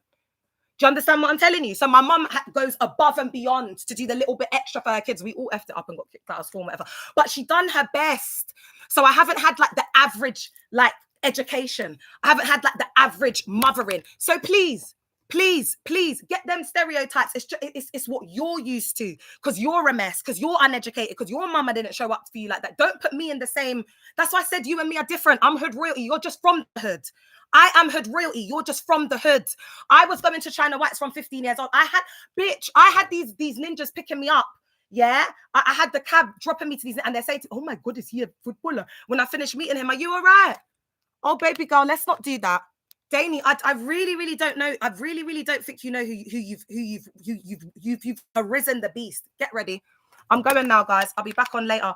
I'm from South. It don't get more savvy than South. Yeah, but remember, 30 years, girl. But remember, because guys, I'm from a place called Labrador Grove, yeah, where the carnival is. Now, where my mum lives, we kind of live at the back. It's a weird place because but anyway, the long and short of it is, I live very close to the Sainsbury's. That's where my mum lives. That's where the River Thames is. Now, when you get to the Sainsbury's, you've got Harrow Road. That's why Moa's Art is west. It's west. It's not northwest, but everyone usually thinks they're northwest because that long Harrow Road leads to northwest. It takes me less than 5 minutes to walk to Harrow Road, and I'm in northwest. So I'm on west, but I'm on the border of northwest. That's why I ended up my peoples. I know people from north and all of that. That's not me trying to do up clout check. That's the facts. That's the truth. That's facts, right? And then I said to you, I ended up going to college in Kingston because I was a bad breed and I didn't get into the Brit because they gave me a bad reference. So I ended up going to Kingston College. And when I got there, because my friend went to the art college, I didn't see the main building, chair. It was just bare trappers, just bare man them from South London. And that was it. I fell in love with South because it's like West. It just wasn't doing it for me. And Northwest, the reason why I used to get triggered with the man them, it's like I dealt with them because they were the baddest in my vicinity. But they triggered me because, you know, my dad's like a yard man and they're very yardy, you know, like always play the yard music. And then they have, you know, like the grills, it's very yard man. So that's why I think I didn't settle. I did settle with one of them, but I didn't settle like that, like settle with one, because it was just so triggering. But yeah, and then so I started going to school in South London College, and then when I met the South Ninjas, but I was dealing with a guy from South. Oh, guys, I need to tell you that story, but we'll talk about it another day. But yeah, and then when I just started dealing with the South Ninjas, I was like, oh yeah, this is it. Yeah, this is what I've been waiting for. This is it. This is a bit of me. Yeah, chill. I just feel like once you go South, you never go back. Obviously, I'm celibate, but I do have my loyalties to the South Mandem. I love a South Mandem. I can't even lie to you, chill. Woo! But that they've obviously got to tick all the boxes and be rich and you know what I mean, all the other things. But and it's not my fault. Like, you know, these dusties, like these brokey guys, like I know he must just be sitting there like there's steam coming out of his ears, but it's like, babe, you know, you're not used to this because you're a brokey. That's what I'm saying. Like girls like me would trigger you because you can't afford me. And I've been around all these guys with the money and it's like entitled. So it's like you already HATE the woman, but because I've got the extras, it's like it's the extra HATE. And the women that internalize it, because I don't think Danny's, it's unfortunate. You know, she's come from a traumatic background. She's never had an identity outside of her father. If the story does add up, because people are going to be telling me about her background, people are going to be coming to messaging me and saying, Leah, I know Danny, I went to school with her, this, that, and the third, because I'm home girl. People have got a lot of love for me. There are people that I don't even know are supporting me. But when people like you little 304 come out, they got my back and they start telling me your business. So anyway, I'm gonna go. because I have to go and check my messages. So if anyone does know this girl, if I have been spot on with her past, because her sister said, I caught that her sister said that she was in foster care, unless I heard wrongly. So I'm just trying to get the understanding how it works. Can you block that restoration hall? Thank you. Oh my God, that girl does like half-an-hour videos. She's so weird. She's got like grey hair and she's boring. She's trying to, these Christian women are washed up. All right, love you. I don't know how this live lasted. Yeah. Oh my God, how did that live last? Oh my God, I didn't even get a tutorial. Yeah, I don't know how that lasted, but we thank God. We thank the Lord. Yeah, Becca, I'm gonna call you, babe, when I get a chance, because I've got some other people I need to call back as well for this, but I will call you back, darling. I promise I will. All right, guys, I'm gonna go. It has been major exposure today. I can't even MF lie, chair. I don't even know what's happened, but everybody's getting exposed. Everyone's blood clot. I'm not the one, babes, because you want to come. I'm holding things in to protect the survivors, you know, and then you want to come in thinking that you're bad with your bad self. Shut the hell up. Yeah. Are you all right? And even Miss CHM, Eunice, even Miss CHM has said, I love how you're so real in the podcast, because you can see behind the scenes. Well, her exact words are, I love how you're so real in the podcast, and it showed that you're exactly the same as you are online as you are in that podcast. And I didn't even see it like that. I love you, collective. I'll be on later. We're going to laugh about it. I'm going to show you lot all her, but I'm not doing any content because I'm not giving her the clout. Go on Dani's page and look. She's the highest, her highest viewed video is just a video that she made about me where she just mentioned my name. And this girl thinks that she's got chat for me. She thinks she's got chat for me. If she thinks she can enter this ring, all right, bitch, come and enter the ring. Put your hat in the ring. I saw this girl. She went on piss. Like, I'm standing up in front. That's why I'm badding her up like this, because I've met you. I know you're not on nothing. So how are you going to be coming online and trying to act like you're bad? Are you all right, babe? Like, little girl, know your role. Sit all the way down, because you're not like that in real life, girl. It's all for the internet. They're fake. And this is how I am in real life. That's why I said I'm not doing up social media influence or whatever, because I think a lot of them are fake. I'm just Leah, bro. Don't try and give me labels and make me feel. I was in a cult for 18 years, and you want to try and be putting on responsibility on me, on like I'm influencing people's life and this, that, and the third. F off, man. I'm living my life. Are you all right? Take it, like, piss off. I'm gonna do what I want. Love you. I'll be back later. Love you guys. I'll be back later. Okay. I need to go and eat.